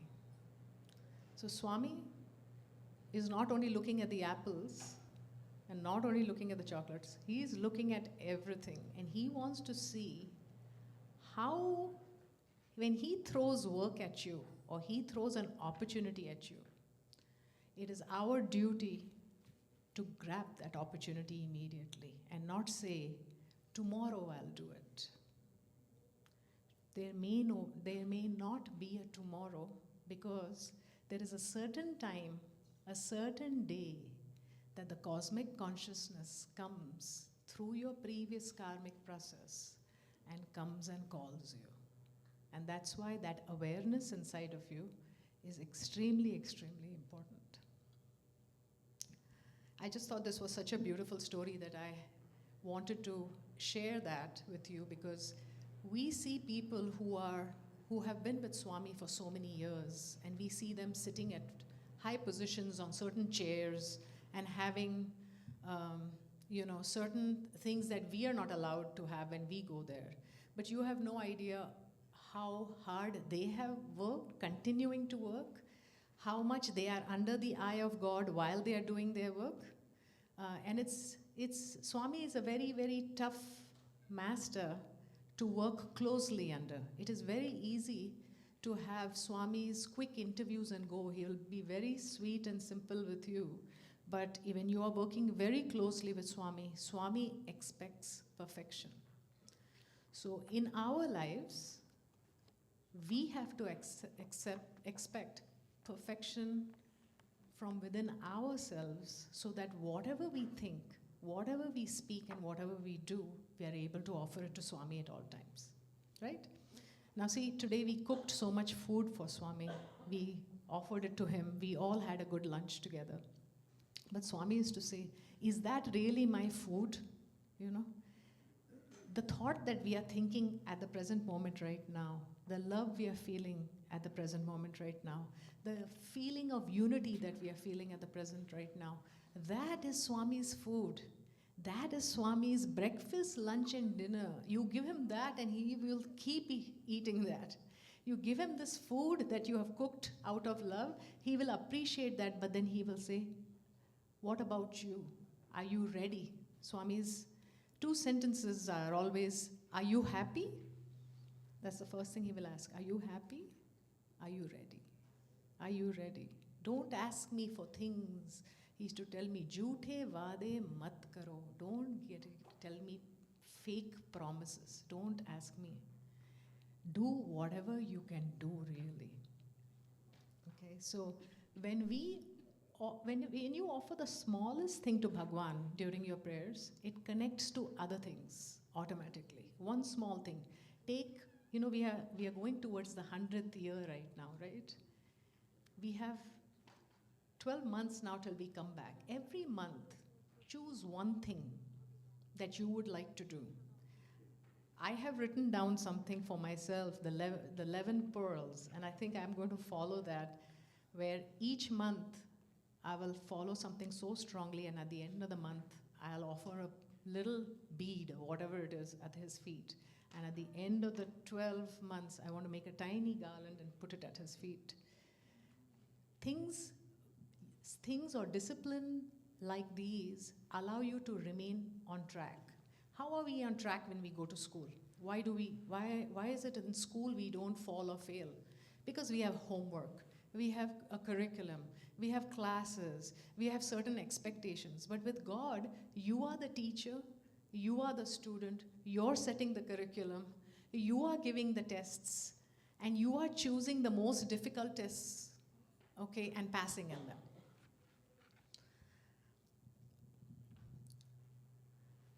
So one of the daily reflections that I had written down was laugh every day. It's like your workout for the soul, right? It's like your workout for the soul. Swami always laughed and smiled. It was the tool he used to transform. Swami, even when he had to correct you, he would never correct you in a mean way. He will make you laugh at the mistake that you're making. He will imitate you. He will show you that he was there with you when you were making that mistake. And he'll make that mistake spicy so that everybody in the interview room also laughs at you. And for some reason, you don't feel bad that time. You come out and say, oh my gosh, everybody was laughing at me. What was this? At that time, I was laughing at my own self. Your ego somehow goes because it's the way he presents your mistakes out to you. So laughter is extremely important. The second thing I've written down for my own self, and I'm sharing it with you, a grudge is the heaviest luggage to carry. Have you noticed that? That when you have a grudge against someone, how heavy you feel? Yes? What is the better thing to do? To carry that grudge, to make friends who agree with your grudge, or to let go of the grudge? Right? It's so easy to let go. It's so easy to let go. But what makes you not let go is you feel that you are putting yourself down by letting the grudge go. No, no, no, no. It's the opposite. You're going to raise yourself at a higher level of consciousness once you let the grudge go. So let's not, for the next 12 months, we have the 100th birthday coming. We are at the 99 right now. And Swami doesn't like this 99 number because from 99 we go back to 0 very easily. We just don't like to come to that full 100. That 100 bothers us, right? Because that's full commitment. Full commitment to anything bothers us. Have you noticed? In anything we do, we don't like to do 100%. We are okay with the 92. We are okay with the 97. We don't care. It's only when you come to 100 that you feel a full satisfaction. And to God, you must give 100. Whatever you're giving this year to God, pledge something that I will, Swami, from now on, I am not going to get angry, or I'm not going to hold resentments, or I'm not going to judge other people, or I'm going to just concentrate on myself, or I'm not going to fight for attention. You have to, you know yourself, you know where you're faltering. No one needs to tell you that. No one needs to tell you that. We know ourselves really well. But we like to put ourselves in a dark closet, right? And we try that no one should see this part of us. If you start exposing, this is what I realized 30 years back, as I started exposing myself and laughing at myself, it became easier for me to be my real self. It was harder when I defended this self that I didn't like myself. I was defending a self in me that I didn't like myself. But yet I defended it. So one day I thought to myself, what is it? Why do I defend myself in this thing when I don't like the way, even I have 30 people agreeing with me. I don't like those 30 people either, I realized. I'm like, oh gosh, I'm lost, but so are they. These are not my friends, right? This is not the kind of friendship I want. So holding a grudge brings you down. It takes your happiness away. It takes your sense of peace away. Then the next one I have is be concerned more about your character than your reputation. Very important, right? There's a big difference. Be concerned about your character more than your reputation. Character is what you really are to your own self. Reputation is a misunderstanding. It is what others think you might be. Not only what you are, you might be. And we are so, we count on that so much, right? We wear something, we say, how do I look? You know, it's so common, right? I bought this, do you like it? Right? It becomes a part of our life. If 10 people want what you have, you feel it's good, right? And if no one comments on it, you go next day and return it. You say, nobody was even, even though you loved it. So it's a part of understanding. Swami used to say, who am I? Find out who you are. You will realize you're neither your thoughts, nor your feelings, nor your understanding of others. Okay? You're none of those. You are really who you are when your thoughts are really at a placid level of peace. And see at a peaceful moment, find out at a peaceful moment, you sit to yourself and you'll realize that all the negative things that come out of you, you're very easily able to become self-aware and remove them. But if you're in a restless state and someone comes and tells you, you're already restless and your mother comes and tells you, you know, you always do this, you'll get really mad because you're already at a restless stage, right? But when you're at peace and someone comes and tells you that, you'll say, yeah, that's right. You know what? From next time I shouldn't do this. So was it that person that was making you restless? No. It was your state that was restless. So Swami says, keep yourself laughing. Just like you got to imagine this play and imagine all your husbands wearing that outfit or men wearing these outfits if that makes you laugh. But you know what? That's the best thing. Laugh a lot, be free. Prayer is calling God every day in your home. Purity is the invitation of constant prayer. So prayer, when you call, Swami said, when you do a prayer, you're calling God into your home. But what is purity? There's a difference. Purity is the constant prayer that is going on inside of you. So that Abhishekam is a different Abhishekam. You may do Abhishekam of a Paduka, but purity is the Abhishekam of the self itself. So from prayer emerges purity. If you worry, it's because you did not pray from your heart. Swami used to say that. So you pray? Yes, Swami. Then why are you worried? He used to tell me. Why are you worried? If you have prayed from your heart, there should be no worry. You offered it to me. You spoke to me. You are aware of me. You are not aware of me, that's why you're worried. You have not given me your troubles. You want me to handle your life the way you like me to handle it. So we play God with God. Don't we? Yeah, we play God with God. We tell God exactly how a good and kind God to be. Correct? Then he says, this is the next one. Don't give God instructions. Just report for his duty. Just report. You know how a policeman goes and salutes? This is how we have to report to our duty to our Lord every day. Okay? You don't tell the Lord what to do. Faith is believing that God knows best. Right? Do we all know that intellectually? God knows best? Now I'll ask you a next question. Do we really know God exists? Yeah? So we know God exists, then we know God knows best. Now join those two together. God is always with me, no matter what I'm facing, in any circumstance, and God knows best. This is not happening because it's not meant to happen. This is happening because this is supposed to happen. Okay? Once you have had your 100% faith in God, God is the center of your own being. So it is often said that when you think a lot of negative things constantly, when you start thinking, this is never going to happen, I'm going to fail this is never going to, you are creating your destiny. You are creating, because you are that God self that is creating that path for you. And you'll say, you know what? 2 years later, I always knew I would never be able to do this. No, you made it happen. You absolutely made it happen. Try the opposite way. See the most impossible thing that you absolutely cannot do and say, I'm going to do it. I'm going to do it. I'm going to do it. I'm going to do it. It'll happen. However tough it was, however long it takes, however much ups and downs you have, that power of God's self, Swami says, has to be used within you constantly. Now, we often have negative thoughts.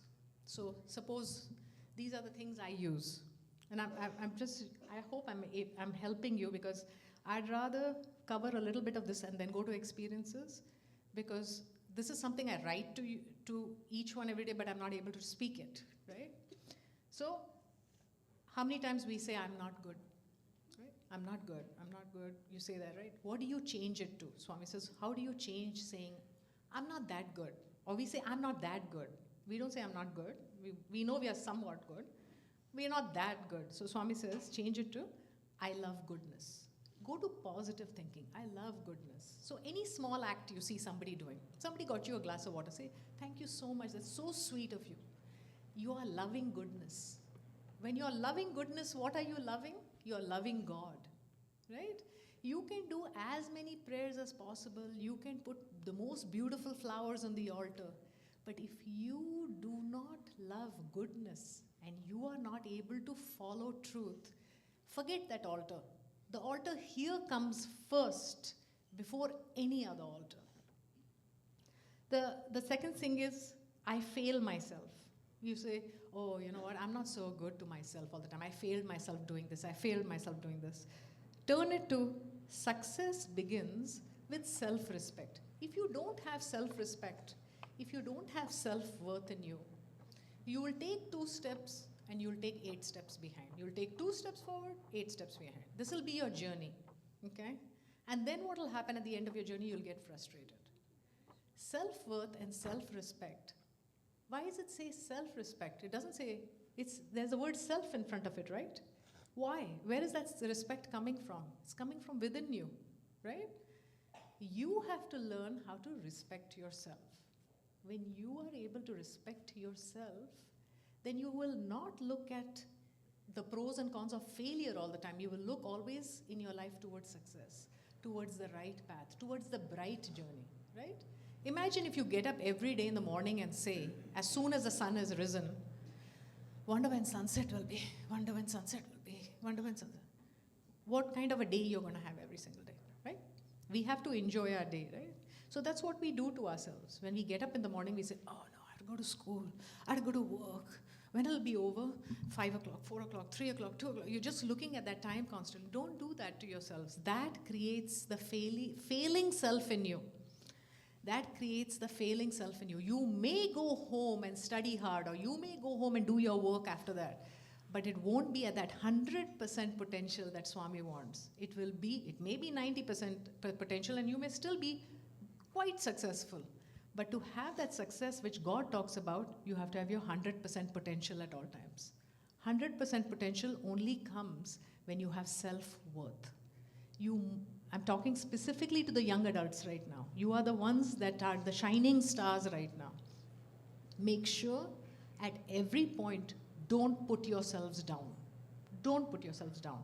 Even if the world is putting you down, you have to say to yourself, I am worth it. I'm going to do it. You take those positive steps ahead. That's the only way you will rise to the highest potential.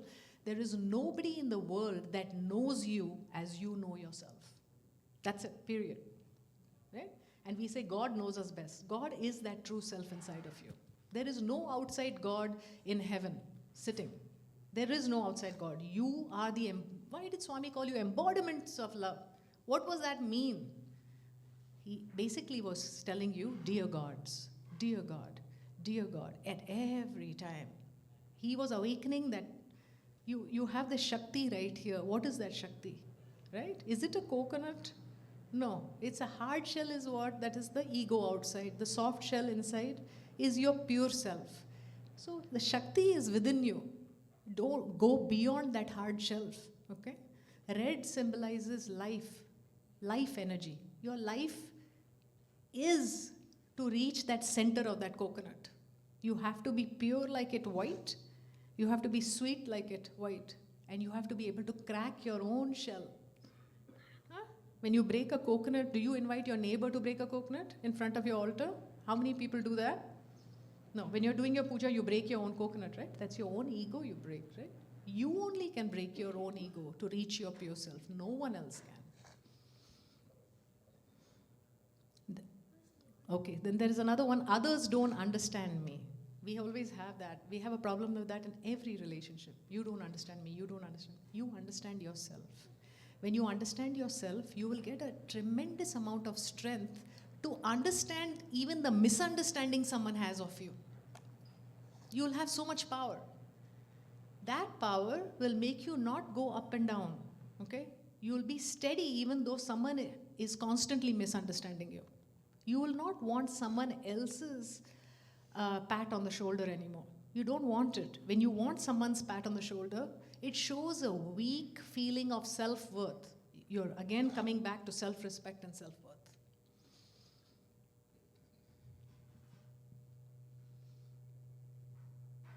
I struggle at each moment. I hear a lot of people say that. I struggle a lot. Swami says, turn it to, I fear hard work. I have to work harder than I feel I can. We all have limitations. I can do that much, then I cannot do. And Swami says who? You have more strength. You have even more strength. So now I'm going to, I know this is heavy stuff for you, so I'm going to go back to experiences. So I told you in my previous that Swami came to me as a father, and when he came to me as a father, he fulfilled some of my wishes as a father, which was to take care of me after my dad passed away, to get me married. Then he gave me the most beautiful children in the most unique way, all the three. And then he gave me a life where I had to concentrate on truth alone and have less of my worldly life, even with my closest relatives, including my mother. Even with her, and she is such a wonderful person. I'm telling you, there are certain things that she is also a very big Swami devotee. I've never seen her until now, in so many years, speak ill of anybody in her life. And even if I were to tell her the slightest negative thing, slightest, like, oh, this didn't happen today, she came late, she'll say, it's okay, it was God's will. She turns my mind right back. I say, that's right, it is God's will. Why am I putting it, she came late, right? So Swami took the responsibilities of my father, and he had taken all my responsibilities as a father, including transforming and allowing me to see myself as to who I am at every second. There was one thing that he had not fulfilled, that he fulfilled for me in 2005.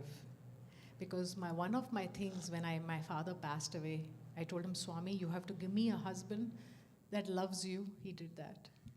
Swami, you have to give me children that can only think of you. He did that. And the third thing I told him is, Swami, I want you to perform my wedding ceremony and no one else. And my wedding ceremony was performed. So I said, that will never happen. So this happened in 2005.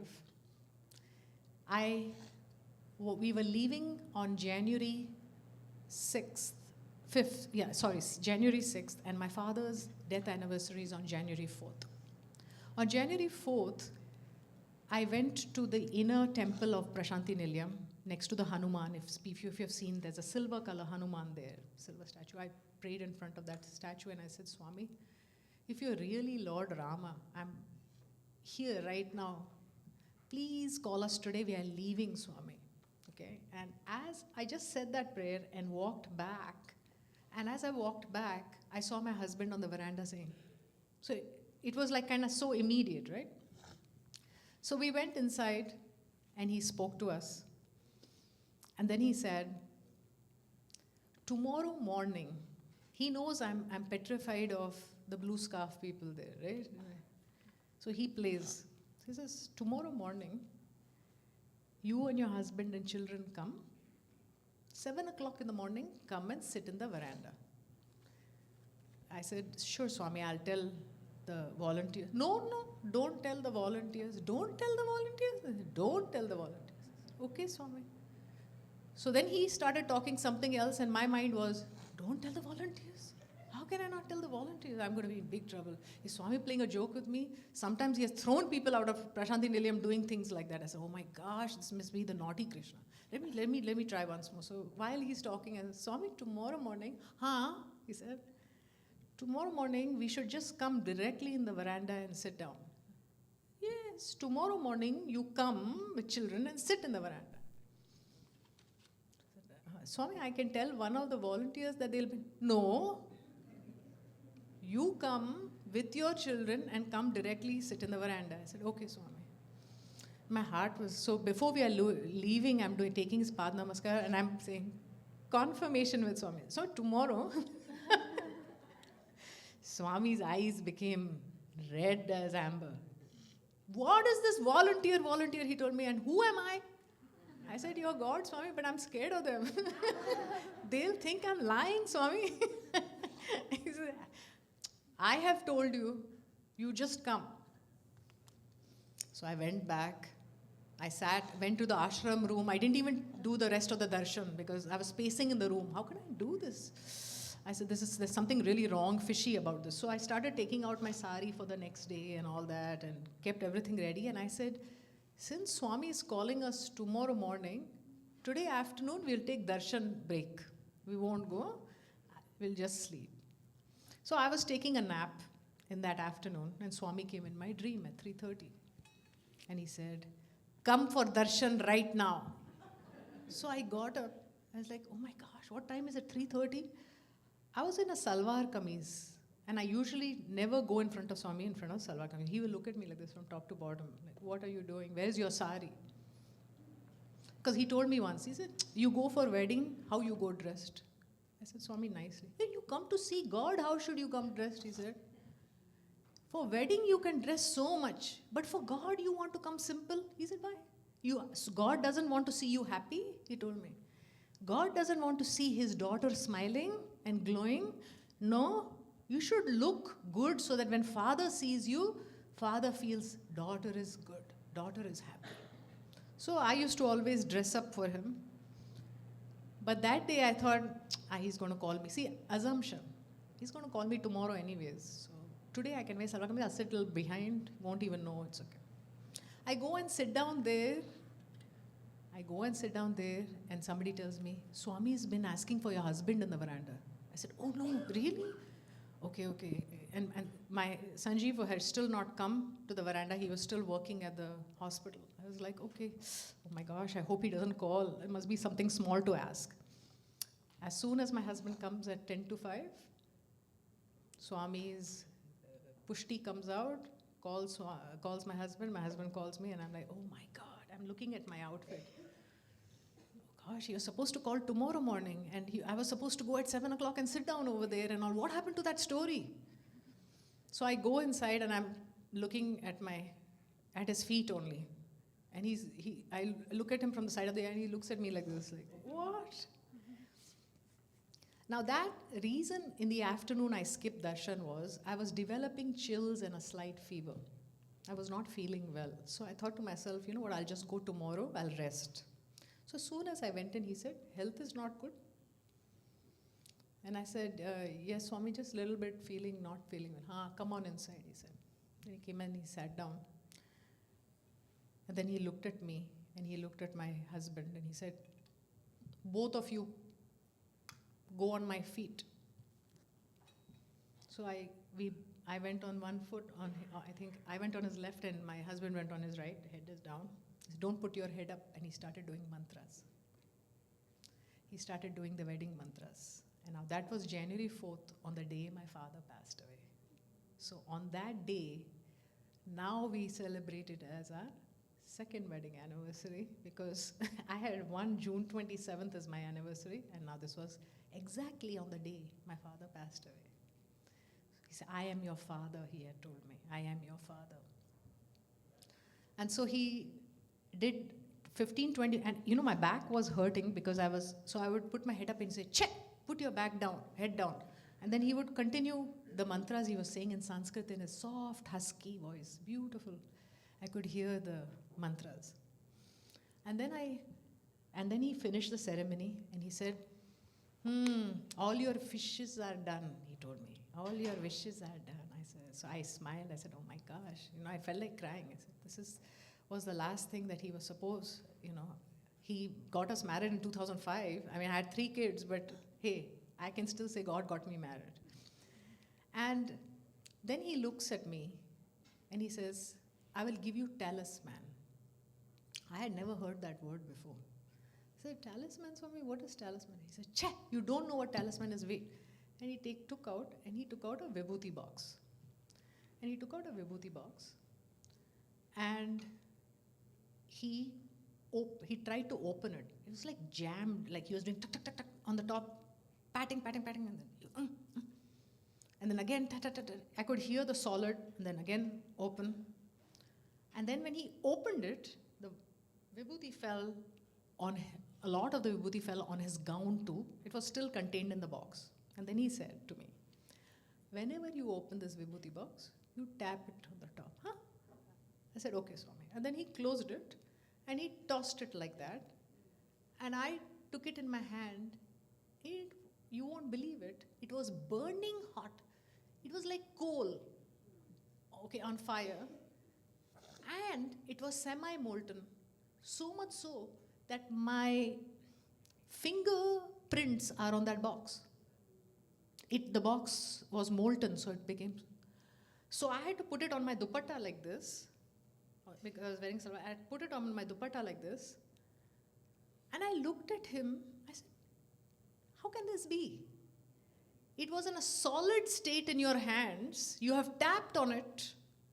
I can understand the heat, but molten metal? And he smiled. Like the way he smiled when he looked at me that time, that everything, I can do anything at any time, in any place. Don't predict me. I am not a predictable God. That really shook me up because I saw him patting on that box. So then, on the way out, since I was not feeling well, he put his arm like this as I was going out, and he allowed the others to go, and he told me, when you don't feel well, take a pinch and put it in your glass of water. Then he said very nicely, mix it really nicely and drink it up. Like, you know, like I'm 2 years old. I'm like, okay, Swami, very detailed instruction of this. I come back, fly back to the United States. This fever was not going. I was having chills and fever and chills and fever. And then when I had a checkup, they said there is some kind of a cyst that's growing in your ovary. Some kind of a chocolate cyst, they were saying. And so I had to go for an ultrasound the next day.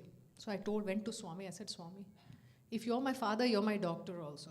I don't want to go to this hospital. God knows how many tests they're going to do on me. Swami, please help me here. And I was being very miserly with that vibhuti box. I didn't want to use the vibhuti at all because I thought it'll finish, then I won't have it. I should use it for extreme emergency purposes. He had told me, take a pinch, put it in your. I didn't listen to him. I was trying to save it for the kids. Typical mother, right? You'll say, no, let me keep it. I'm okay. If they have a problem, they should have this vibhuti. So I go to sleep that night and I have his darshan. And he comes at 4 o'clock in the morning. He removes vibhuti and bam! I can smell the vibhuti in my sleep. And small pieces of the vibhuti have gone in my throat. So in my sleep, I'm doing, and you know, his vibhuti has very strong flavors and smell. It depends on what he's giving it to you for. That tasted like literally like camphor to me. It was a very strong taste, like burning in my throat. And I got up and I said, oh my gosh, Swami had come in my dream. And I was doing, because this vibhuti is stuck over here like a pellet. I had to go down, drink water. I went to sleep. And next day, when I went to the bathroom, this little chocolate thing had come out in my urine. And the fevers went, and I didn't have to go to the hospital. I was feeling perfectly fine. So next time, when I went to see him, he said, I gave you vibhuti box. When you're sick, use it. I have to come and give it to you otherwise. Don't keep only for children. It's for you also, he said. So see, such a sweet thing for the Lord to do. So this was one of my experiences. I thought I'll let you know. Do I still have time? How much time do I have? Okay, so I have 10 minutes? Okay, so then I will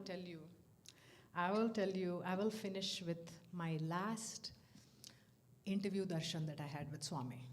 This is one of my most precious interview darshans that when I'm not feeling down, I keep it very close to my heart. And I've not told it to anybody other than my family knows this is my first center reveal of it.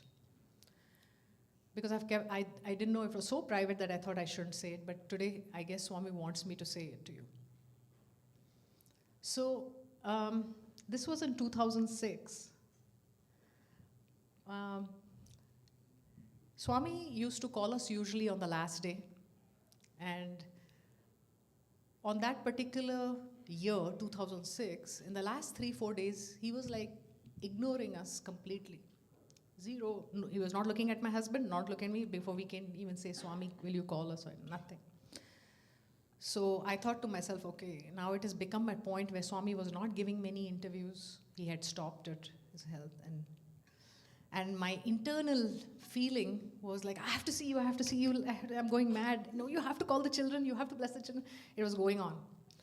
So that morning, I went to one of my friends' home and I had written a book called Heart to Heart, which is now being sold. And at the end of the message, the last is, my hand on your head. So I told one of the women there, you know what? I don't think Swami's hand is on our head anymore. And this is, I've just written that book and I have. So I had a very bad morning, and that afternoon, Swami called for an interview. And when we went there, Swami was sitting on the chair, and I had taken the books to bless, so he took and he went straight to that poem, My Hand Upon Your Head. And so he started reading that poem, and whenever the poem would end with, and so your hand upon my head. So he used to say, your hand upon the eye. So I was like, your hand upon the eye? No, Swami, your hand upon my head. Your hand upon my head. He said, ha, ha. Then he starts reading the second paragraph. And then the last line, and so your head in my... I said, what is he reading? Why is that line? I said, Swami, show me.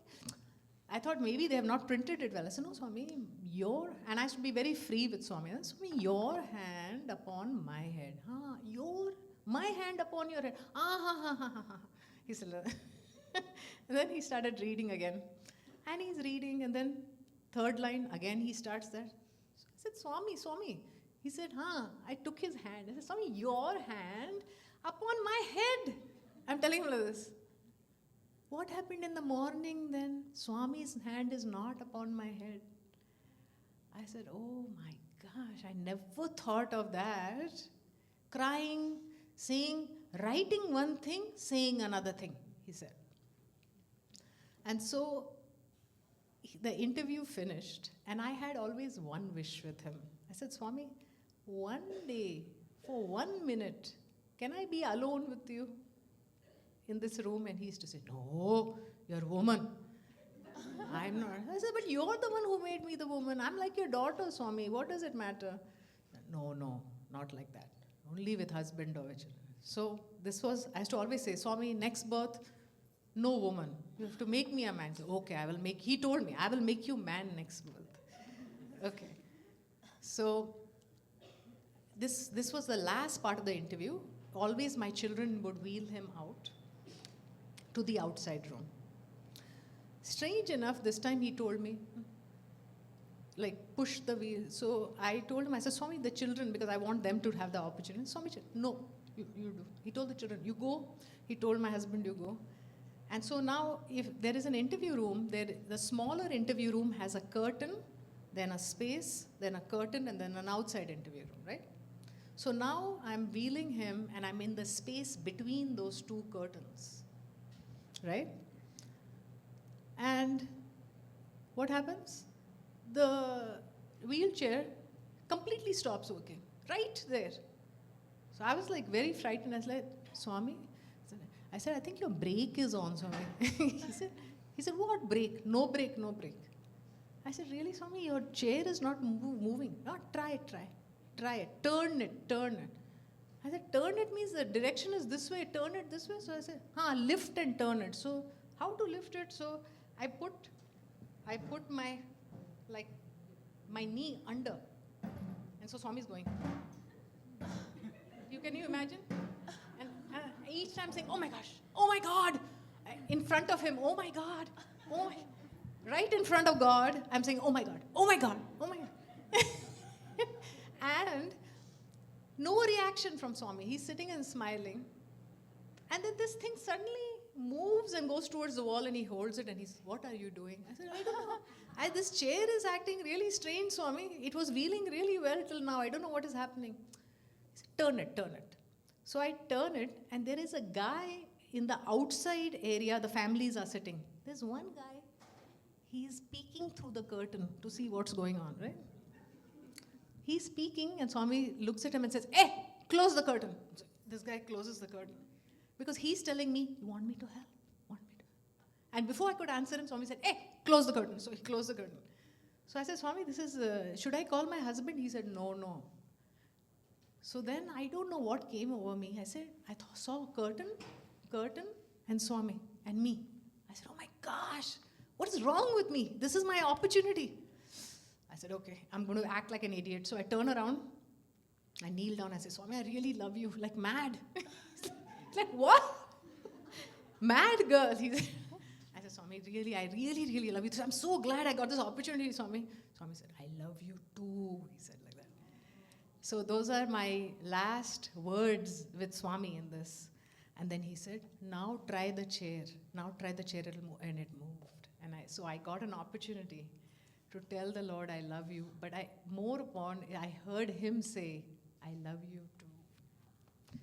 So this was my last. I thought I'll share that with you. Thank you so much for inviting me. It's been an absolute joy. And I love you all. May God bless each one of you and your families. Sai Ram.